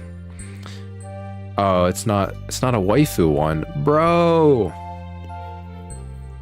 Imagine getting yes and it's not a waifu one. At least I don't think it is. It just looks cool. Let's see this thing. I mean, it looks cool though. That looks pretty sick. That's a nice looking card. And you got the rainbow barf going on right now. Fully, wholeheartedly agree. It makes the game faster. Yeah. I mean, that's basically what I had to speak on about the Gigabyte card. I don't know if you guys want to talk about some other things. Because Gigabyte's in a bad situation right now. But You've got to look. I personally can't blame them for being in the situation they're in right now. Yeah, that card is still cool, even though it's not a waifu. I agree. Gigabyte's in a bad spot. PCBs are breaking, but half of me is like, I kind of sympathize for them. But most people that want their cards RMA'd right now don't have sympathy, and I don't blame them either. It's just an overall shitty situation. So everybody's in a bad spot, is what it is.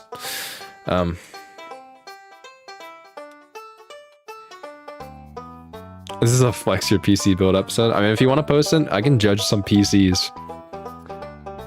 I guess we could all judge some PCs. In the Discord, if you guys join up the Discord.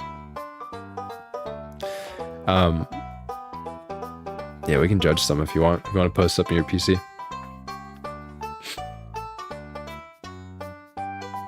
I was thinking about doing something like more interactive with the Discord server. I was toying with some ideas, maybe one where we are kind of wanted to do one where I find somebody and I like actually like guide them through getting a good like PC upgrade or something like that. That'd be one idea. I was thinking about doing a community thing where we post all of our stuff and we judge them, judge our PCs. But me personally, I'm not a freaking stickler for having something look absolutely beautiful. So maybe that'd be a different perspective. Like, then say like Jay, for example, he's very much a stickler for how his PC looks. I don't really care a whole lot, so maybe it'd be a different perspective for people who are in the PC gaming community. It might be kind of nice. But yeah, had quite a few builds in here from before. I'll kind of scroll back. Probably some nice stuff. So here's one from when was this? It says like a week ago. Looks pretty solid. Got a Be Quiet cooler. Me just being me, I freaking love the Thermalright coolers right now, so I'm always gonna build that with Thermalright. Asus motherboard, so CPU is probably gonna explode, obviously. And I don't know what graphics card this is. I can't quite tell. Don't know. A Lee & Lee case. This looks like one of the O11s. Don't know which one. Yeah, I mean, it looks pretty solid. Went out with the black fans, so didn't waste money on RGB fans if you don't want them. That's my perspective. The random wood plank sitting on the ground. Pretty poggers. Don't know how this is positioned at their setup. That looks like a ladder. And, I don't know. Something here. This setup was from Krakow 298. I don't know if this is the permanent setup. I have a feel like this is outside of where it normally would be. Although, I mean, I get the plank. Like, the boy is kind of smart because there's carpet. So, and he's also has an intake on the bottom. So it's trying to suck in air and it'd be going through the carpet. So, I mean, it's pretty smart in that degree. I'll give him that. Let's see about some other ones. We obviously mentioned Bro Beam earlier. At the Pride Month PC. I think a lot of people agree with that. This is a water-cooled one, so yeah, you're probably paying a lot of money here. I don't know how much this costs, but there's also the screen that you could display something down here. If he doesn't put a waifu on there, I'd be disappointed. I want to see Sakura Hitomi on here. Just saying, we all want to see it. You know it, I know it, we all know it. And yeah, we got double fans on the radiator, so that's interesting. It's got a pull push configuration. I'm pretty sure that's what that's called. It gets pretty tight. Look how close this radiator is on the side. I've never built custom loop before. Looks like frosted tubes. I like frosted a lot. Looks really clean. Some chrome fittings. The nano leafs. Getting real close to your average Twitch streamer right there.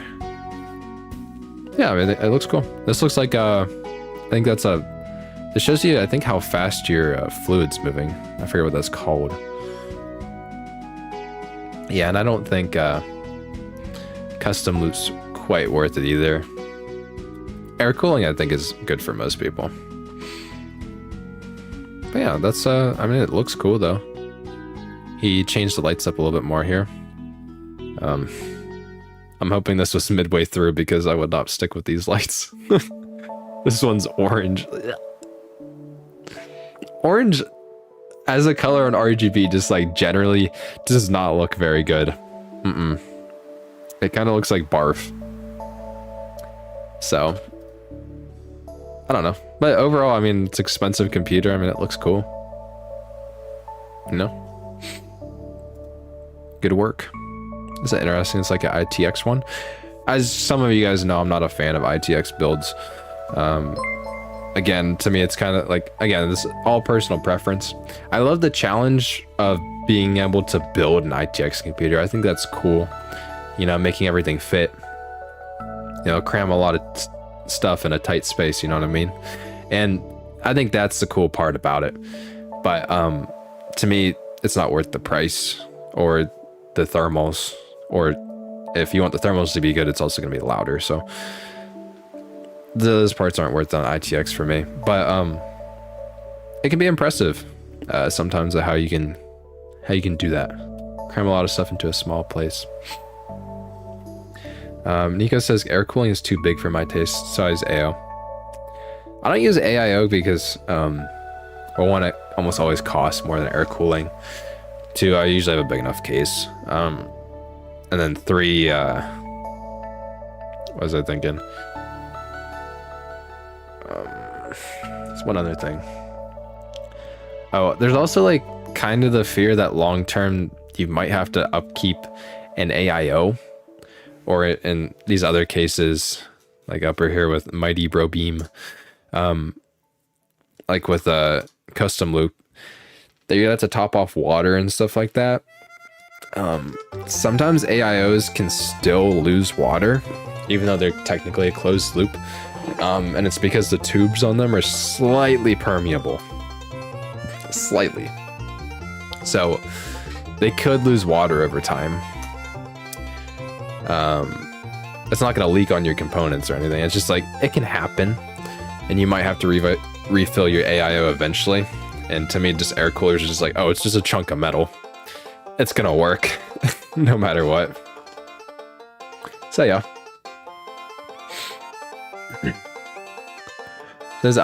Tony says I have a Lian Li Landcool 215X. Is that okay? I think that's an AIO, right?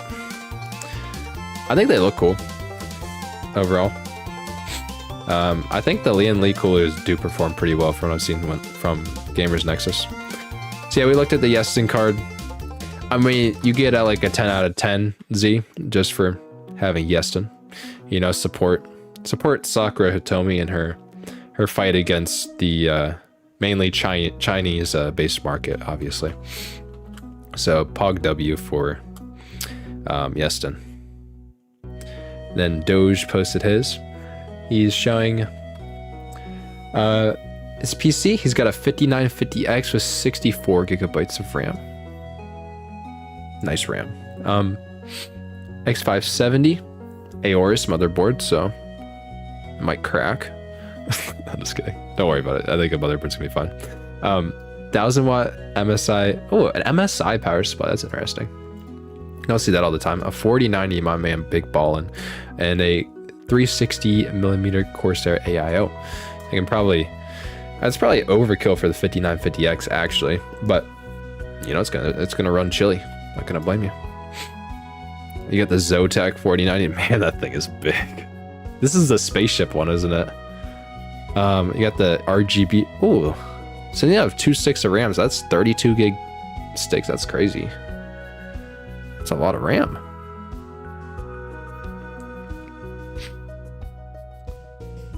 Kale said, I only used AO for a year and then it started getting hot temps. Went back to air cooling.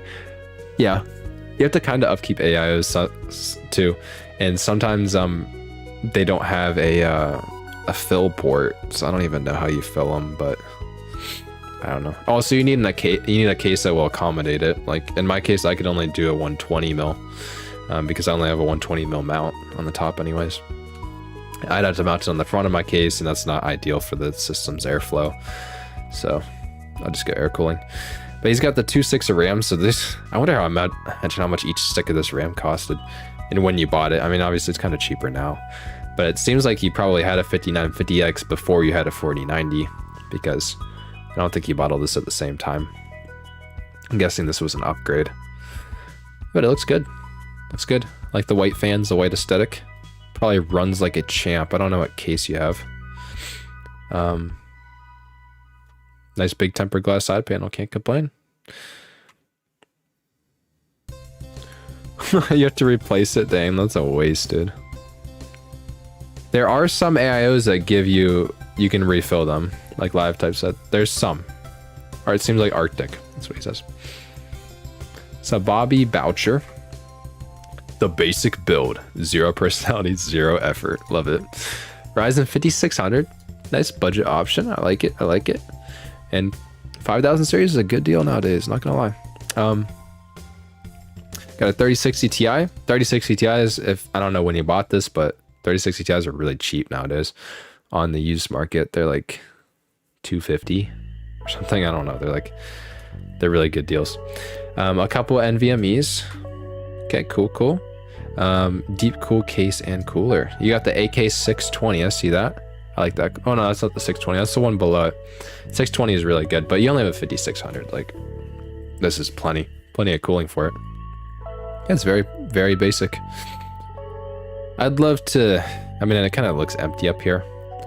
I'd love to maybe see some more fans up here if that's possible, but I don't blame you for not having fans either, because I haven't bought any extra fans when it comes down to it.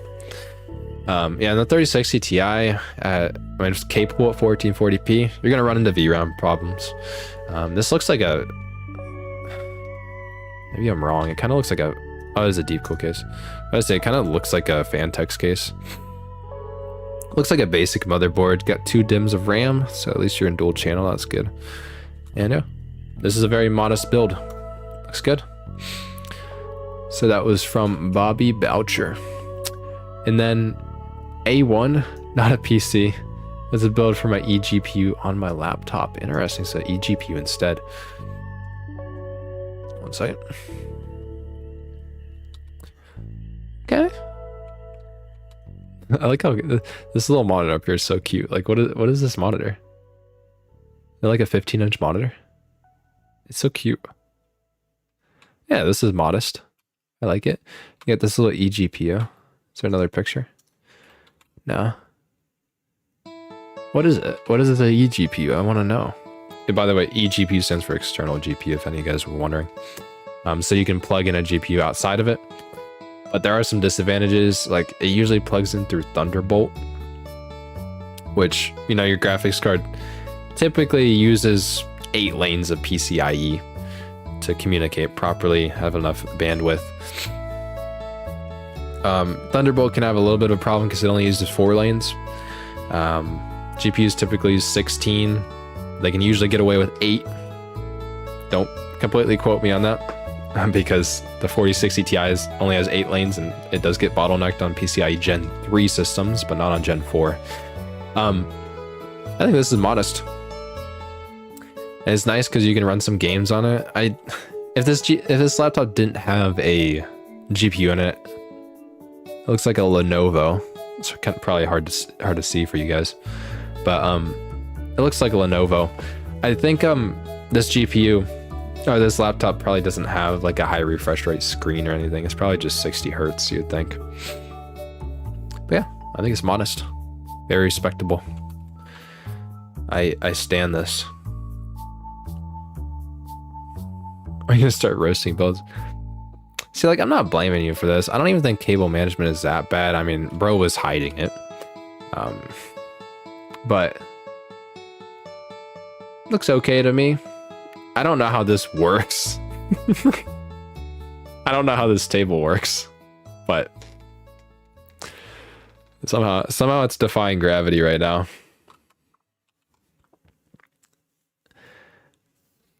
I mean, the keyboard's probably so you can sit a little further away from your laptop. I find it uncomfortable to game right on a laptop. Thanks, Connie.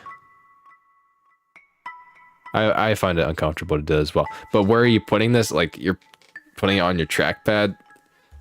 Nah. Yeah, I kind of agree. And also, a single outlet here on the wall. Interesting. So W. Let's see if this is a W. Okay, a 5600X. Okay. Modest specs. 32 gigabytes of RAM at 3600. That's basically the same RAM that I have, except I'm at CL18. So I'm a little slower, actually. Bro has a 4090. Woo!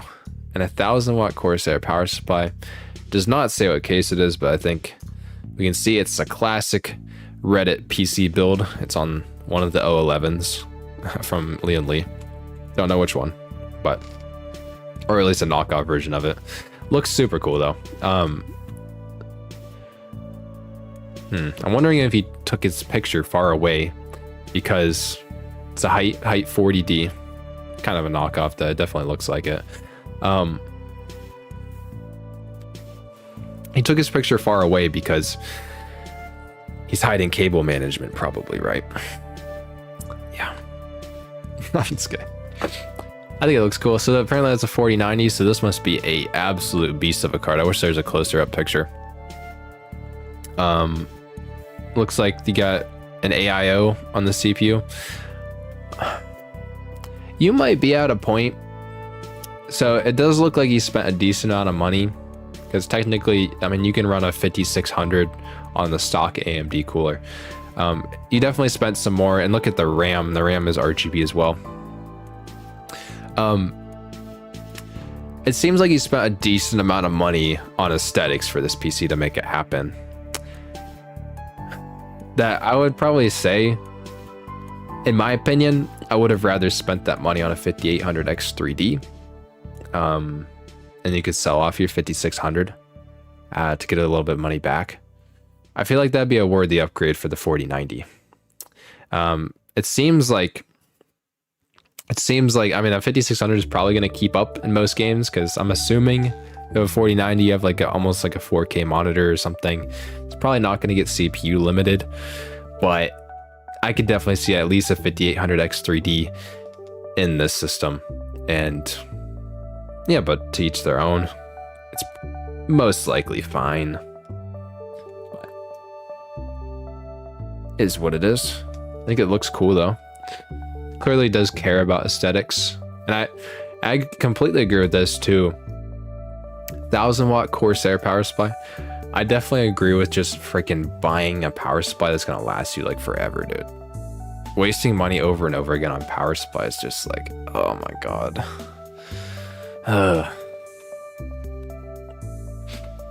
Okay, so let's move on to Alex. Oh, how many do we have? Are we getting backed up? Like quite a few. Okay, I just saw something at the bottom there. Okay, so from Alex, it's got a 10900K, so a high-end CPU a couple years ago. Team Group Vulkan 64 gigabytes, so maybe 4 sticks.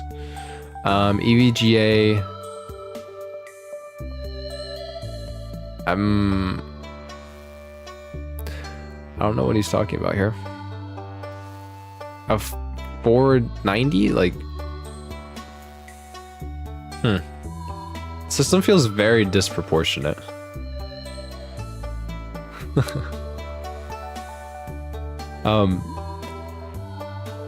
Having a 10900K and a,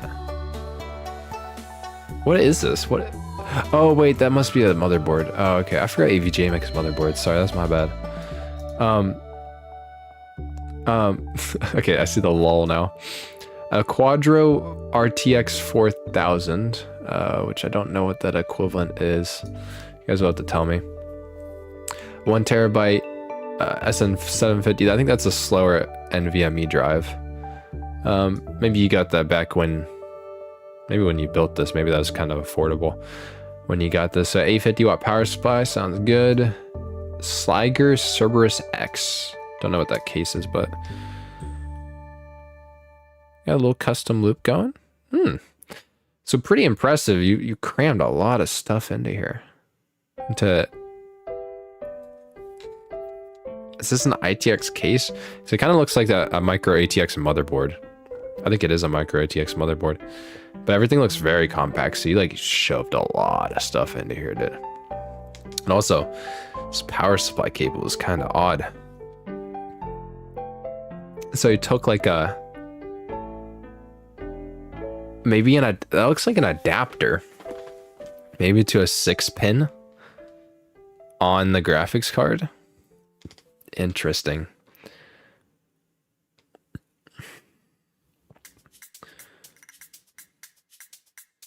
It's equivalent to a 3070, but it consumes 75 watts. That's interesting. So did that just come out then? Interesting. Pretty cool build. What do you think about this build? We probably welcome. Huh. That looks clean. Okay. Oh my god, that is a processor. 7950X 3D, so basically the fastest gaming processor in the world. Well, that has freaking issues trying to decide how it deals with stuff. An Asus Strix 670E. That sounds. Bought an AMD, bought an Asus board. I wonder when you bought this. Did you buy this after all the X3D cheap CPUs were blowing up? 64 gigabytes of Dominator Platinum. DDR5 doesn't give the speed though, so don't know. I don't know that much about DDR5 yet, so haven't been able to experiment with it. I have the same SSD, Samsung 980 Pro 2 terabyte. Nice drive. 4090. Okay. This is an expensive build. 1200 watt platinum power supply. Plenty. I wonder if that's the one with the VHP power connectors on it. NZXT Kraken Z773 AIO. Looks like maybe this is a height case. Yeah, this is definitely an expensive build. On God. But it looks good. And I at first thought this was like an AI generated Elon Musk, but I don't know who this is, honestly. And is that like maybe that's an infinity mirror on the left side here, or it's a screen. Looks like a screen. There's a little cable. I wonder what that does. It looks like it goes to the GPU actually. So there's a cable. So in person, this, remember guys, this is a 4090. One of the bigger ones is a Supreme one, right? Yeah, it's a Supreme X. And that is a very big card. And it looks kind of small in this case. But just imagine how freaking big this build actually is.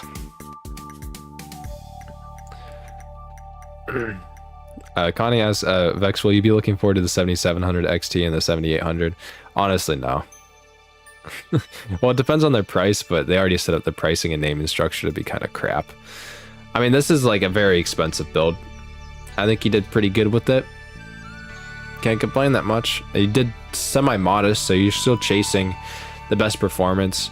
I mean, the 7950X3D doesn't need a ton of cooling, actually. Generally speaking, it performs really well. And, like, without a ton of cooling. So, you didn't use a bunch of money on custom cooling, so that's interesting to see. You did chase performance first, and, yeah, it looks pretty solid. Except, I think the Lian Li fans are pretty expensive. I think that's the only... Alright, these are the Lian Li ones. Or they're the thermal take ones. There's no, Bro, it's bending the support bracket. Oh, it is, yo. Oh my god. Also, there's some ripped bodybuilder dude back here. I forget how much these... I think these fans are like $100 for 3 of them. And they connect together, so you don't see any cables, really. So they use magnetic connections and stuff like that. Yeah. We got a custom loop here. This is, looks like this is Brobean's updated setup with better colors and stuff, so this is it's gonna look a lot better. I like the color scheme a lot more now. It looked like bleh before, so yeah, much more updated. Looks good. Again, I like the frosted tubes. Nice updated picture. Looks a lot better. Hopefully you cleaned your room too, bro. I'm not sure if you did though. If he just sent this, oh, I think he sent another picture. I think we already saw this one. One of my RAM sticks is stuck in rainbow. That is. That's nice. Oh my god. Oh, we forgot the tissue. Yeah, you should have picked that up, dog.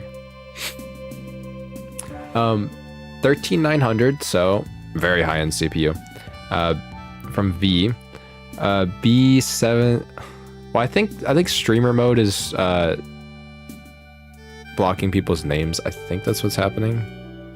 I'm pretty sure.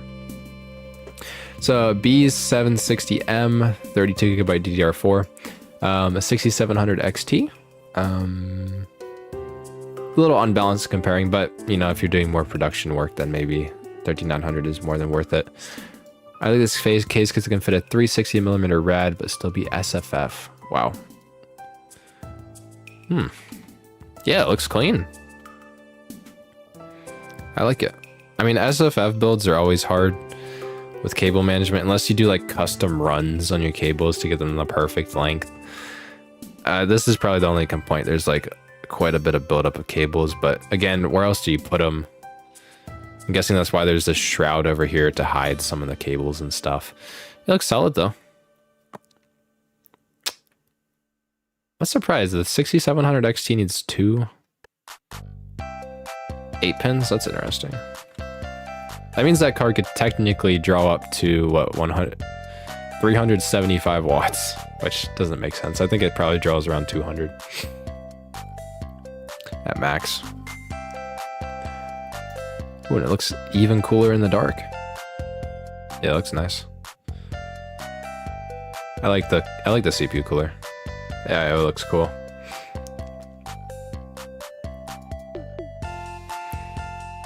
Oh, and then Bean gave a little video. Oh yes, the waifu is on the card. Doug put it up. Let's go. Now it's fixed. PC Kart Racers IKEA edition. A 3700X, 32GB of RAM, 2080 Super. Okay. I was like, those are 2080s, like 2 of them. I was like, why do you have 2 of them? Recently bent a 4070 into it successfully. I'm a video editor. Don't judge. What? You bent a... Who let him cook? Who let him cook? I saw your rating bell. Here's mine. Case Cooler Master H500P mesh white. 5800X3D, going to be a 7800X3D. It's an expensive upgrade. Whole new platform, new RAM, and yeah, I don't blame you. NZXT B550, probably a solid motherboard. 4090. Wow. Surprising amount of people. Are these people all in chat? Like, how many people in this chat have a freaking 4090? Ah, what the? That's wild. Okay. Those... At least there's not a, what are those called? Freaking pop figures. God, at least those aren't in there. We got a couple waifus, so some respect. Got the Kirby stickers, those are cool. The yarn ones, I actually never played that game, but I wanted to. The custom loop is looking pretty clean. A purple aesthetic. I like purple, it's probably my favorite color, honestly. And, looks good. What was it again? It was a 4090. That's a 4090? Man, that 4090 got small. My God, this whole loop is working. Yeah, Funko Pops. I mean, like, you're down to, I don't know, like a 9 out of 10, but it would push it over the edges if this was Sakura, tell me. For Justin. But, you know, it's getting pretty close. Didn't bode well. This Max RGB looks cleaner. Not Max RGB. On that topic, used parts that Vex was discussing earlier, this was mostly upgraded from used parts. That's cool. 5800X, a 6800, which was the Yesting card. AIO, the $30 US. Wow. I had to replace one fan, so maybe like another $10 on top of that. Not that much, not that expensive. And RAM, you got 32 gigabytes, 1 terabyte SSD. Not bad, not bad. So you upgraded it. That's cool. Looks good. Respect, dude. I like people that are working well with their money, okay? Respect people that don't. Oh my God. Ugh, terrible. Third, by the way, I know I see DM. I'm not responding to DM right now. Okay. Hope it's understandable. i5 13600K. Actually, honestly, I'd prefer if you want to reach out to me on the server, because I don't like receiving DMs. Okay, I'm just a normal guy and I don't want that crap, if I'm being honest. So 13600K with DDR5, a Z690 Prime motherboard. So it's pretty high end board. And then a deep cool 240 AIO, probably enough to cool the 13600K. 3060 12 gigabyte, maybe a little unbalanced, but the 13600K should give you some nice upgradability into the future with better graphics cards. 1 terabyte NVMe, 1 2 terabyte NVMe, and 1 to 2 terabyte SATA SSD. A little dusty. I'd probably take the side panel off to take a picture of it. Yeah, I think it's in the server rules as well. I don't want DMs. It is, I just want to keep it a little separate. You know what I mean? I like the deep cool cooler and the RGB fans. Just not a very flattering picture of it. Definitely could have sent a better picture. And also the flash on the phone doesn't help. To move it to the side, to take the side panel. It's fair, but you know, the picture does help a lot with the appearance. I mean, it looks like you can fit a 360 millimeter rad if you wanted to, but I think 240 is probably enough. And then I don't know how this is working, but there's some kind of optical illusion here. The card's obviously vertical and it's going, and these are its fans. For some reason, a reflection is like reflecting this onto it, which makes it almost look like the card is like horizontal. But I don't know, it's confusing to look at. A bit overkill on the 3060, yeah, it kind of is.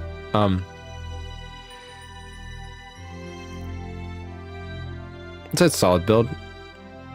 I would maybe would have put more money into this GPU, but I think it's solid. Alex sent another picture, it looks like. V2 8 core. That is that an old Xeon? So if you guys don't know, Xeon processors, Intel makes server processors, and you can get some Xeon ones out there. They're pretty, at least I remember back in the day, that was like one of the ways that you could get a quad core processor for kind of cheap, but always the downside was that the motherboards were always very expensive, if I remember right. Yeah, this must be really old because this is an X79, so that's like a first gen motherboard, isn't it? GTX 680, this is like a classic system, dude. Looks cool though. Looks classy. I don't know why, this is literally just like a bare metal aluminum sheet behind the thing, but it looks classy. And you got red cables to match the classified 680. Damn, dude, this was like a top end card back in the day. It was not a freaking giant. Oh, and then the Xeon board, yeah, you're right, has like quad channel RAM. That's cool. This doesn't perform very well nowadays. So it'd be like a very low spec system. I bet a Steam Deck's faster, or even close to it. But yeah, it definitely holds up. Also, back in the day when you used to get a lot of hard drive space, don't get that anymore.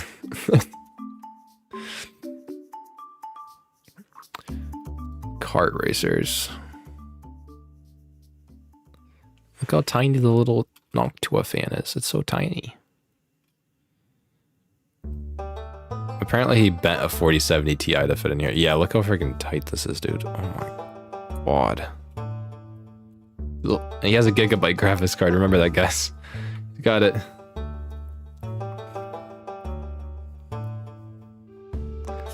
Why does something I enjoy so much make me want to cry? What?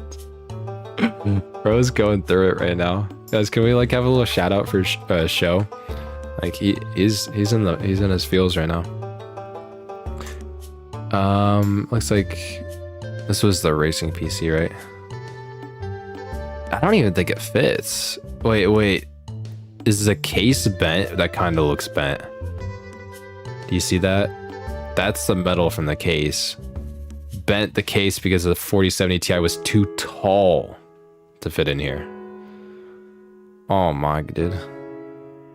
That's not just word of wisdom. And just so you know, it was too tall to fit in there. You had to bend that. But also, remember, power cables are even longer than that. So just word of wisdom, guys. Word of wisdom, you really need to check how big things are before you buy them. And I don't even know how freaking close this was to fitting in over here. Yeah, you need to get a new case, dude. I'm not gonna lie.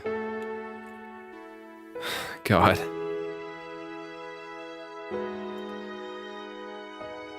I'm returning, but I'm returning till I get a new case.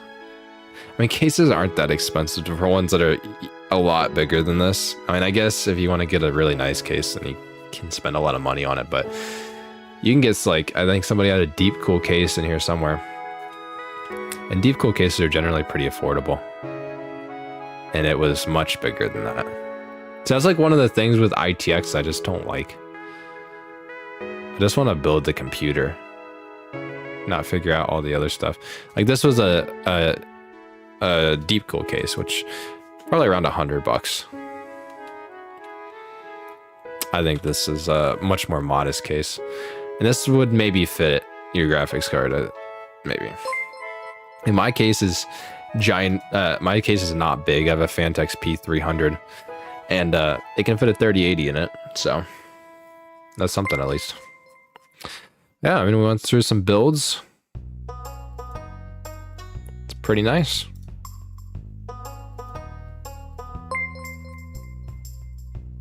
So that's about it. I'm gonna check whoever added me here. I like how so many people from the stream, so many people join.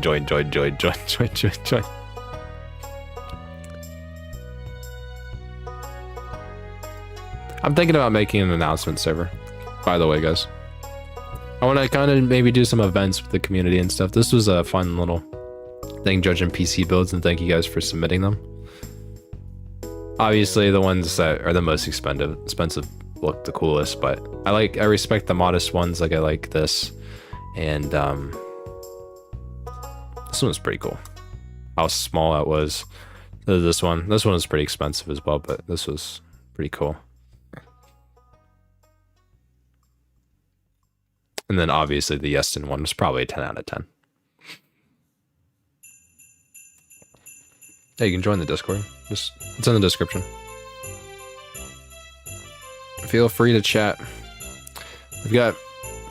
I'm pretty happy with how many people are in the Discord now. There's 57 people online right now, and 130. So we have 187 people in here. So a lot of stuff to, talk about stuff. And yeah, it's a good place. Good place to hang out. And I kind of want to do this eventually. Not making any promises though. Just time constraints and stuff. But gaming group ups things. I kind of want to do gaming events on the server as well. It's just time consuming to set all that stuff up. So, I want to do that at some point. So maybe look forward to it. Yeah, we went over some good stuff today, though. Obviously, just, judge some PC builds. Told you guys that all your PCs are crap, and mine's the only good one. But mine's not quite good enough yet, because I don't have a Yeston graphics card in it. But, we went over that, but we also went about, hey, like, AIB cards. Yeah, that's going to be kind of rough in the future. I have definitely some fear about AIB in the future. But and Gigabyte's in a tough spot. They're like, this might be something that just sends Gigabyte over. They're just like, hey, why are we still doing this? There's kind of like that. The same thing happened to me with Overwatch 2 and them dropping PV. It was less that it was, oh, you didn't see it coming or anything, or it's like, oh, Gigabyte is gonna have a problem with their graphics cards at some point. More the thing was, like, it was kind of like a wake-up call, where it's like, why are we still here? Just to suffer every night? You know what I mean? That I wonder if this is like a wake-up call for Gigabyte, is like, hey, this is like getting eerily close that we can't support RMAs and stuff because our margins are so tight. And like, should we just get out of this market? And what sucks is that I feel like that's exactly what Nvidia wants these companies to do, is eventually just get forced out, where they don't have an option to stay anymore. So, I'm just saying, I fear for the future of AIBs. I don't want to see them go. I don't think anyone wants to see them go.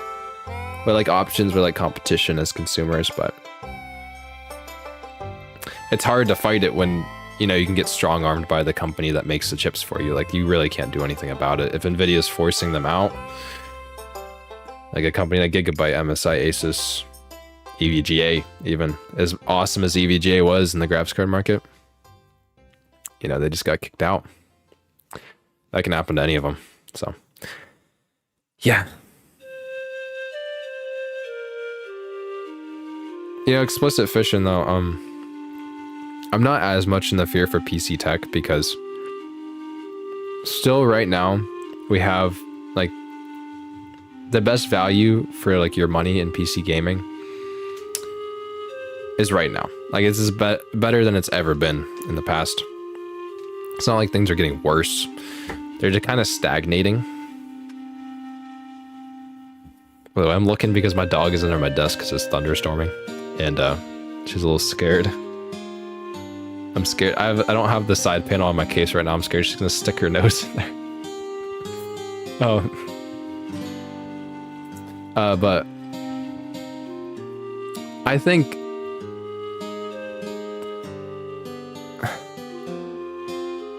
also PM Computing just said something interesting. where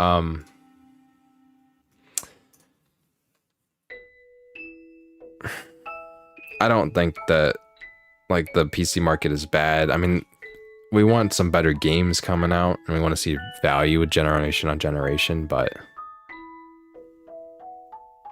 you know. And PM Computing says something cool. iGPUs, I kind of agree with that, because I feel like the always the progression with technology is you make something big and capable of doing whatever you need it to do, and then you try to shrink it down. And that's exactly what APUs, iGPUs are doing right now, is that they're taking the computing of a CPU and a GPU, combining it, making it smaller, because when you make things smaller, it's cheaper. Okay. So I also think it's kind of the future. And obviously APUs can get pretty powerful. Look at the ones that are in the PS5 and Xbox Series. I mean, it's pretty fast. It's fast, and as at least graphics performance as this GPU right here, the RX 6700. And you know, this thing is a whole chip. So I think it could easily be the future. But yeah, that's kind of all I had to say. So if you guys want to wrap anything up, get some finishing thoughts, I'm so down.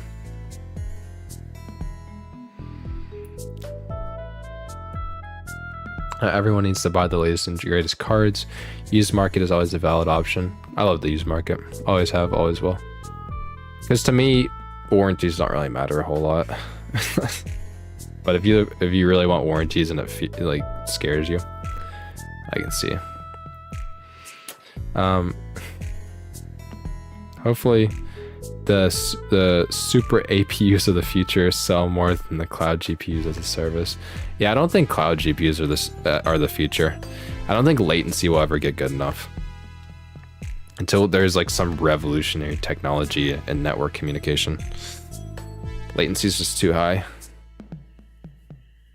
Hollow Mazga, are used mining cards recommended? Yeah. I mean, you maybe don't want one that's been mining for like maybe like 4 years. I mean, that sounds like a long time. I'm using a 3080, or I've used a 3080 that was mined on for what, 4 to 6? No, I think it was like 6 to 8 months. Ran perfectly fine. Honestly, mining cards are usually in better condition than gaming cards, because gaming cards are usually in a place that's like from a consumer, not very good airflow, in a crappy case, don't take care of it or clean it very much. And compared to mining cards, well, and also just like based on mining cards in general, they run constantly all day, every day. So actually starting up and booting down your graphics card, having boot cycles all the time on it, can be worse for it. Like one, it could be worse for the fans having to spin up every time. And then going from a low power state to a high power state is hard on the transistors. And another thing is being like shifting thermals frequently from nothing, basically room temperature, to, you know, max load gaming is actually more stress than just running at, you know, a decent load all the time like mining cards are. Because of how much things thermally expand and contract based on that. And then the last thing is that miners are incentivized to keep their graphics cards in as good a condition as they possibly can, because they're an investment. So even if that means undervolting them a little bit to have them run cooler, or throttling them so they don't, you know, go with super high temperatures and stuff like that, it's in their best interest to keep the card working properly as long as they possibly can. And if miners are really smart, they plan at the beginning to sell their cards eventually. So they want to be able to sell high quality cards, because if they could spend all that time mining on them, making a decent amount of profit, and at the end when they can't use them anymore, sell it off to get, you know, recoup some of the costs of the GPU itself, then that's good. So that's another reason why they would be in their best interest to take care of them while they're in service. So generally speaking, I think mining cards are actually better. And I have a GTX 1070 that I used for like 3-4 years. It had a It was mined on for like a year, I think, something like that. So, yeah, I actually recommend mounting cards. But you know, used market still isn't for everybody. If you're still shaky on it, then just don't get it. Don't get it. It's your money. Mining's dead, and I'm glad. Mining still exists. I mean, it kind of does. It's very small now in comparison to what it was. Yeah, I'm gonna go ahead and wrap up the stream. You guys can say your goodbyes. Also, what were your thoughts on sub-only chat? Like, I think there was more subs during the stream, so maybe that was something, I guess. I don't know. It's kind of interesting. But yeah, a little different. So if you wanted to chat, you had to sub. I don't think it's that much of an inconvenience. I mean, it's free. And you guys have a good night, good morning, good day. All good.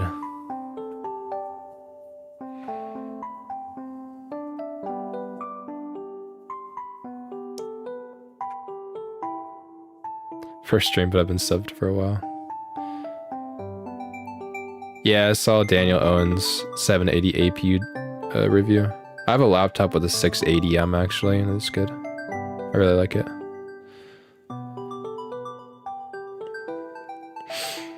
And since 30 series, I'll just buy a 4080. Yep. Thank you guys for showing up to the stream. Good time. It's a good time. Alright. I will see you guys in the next video. I am working on one, so I'm gonna do a little bit more benchmarking tonight and see if I can record it. Who knows? Alright, you guys have a good one. Peace.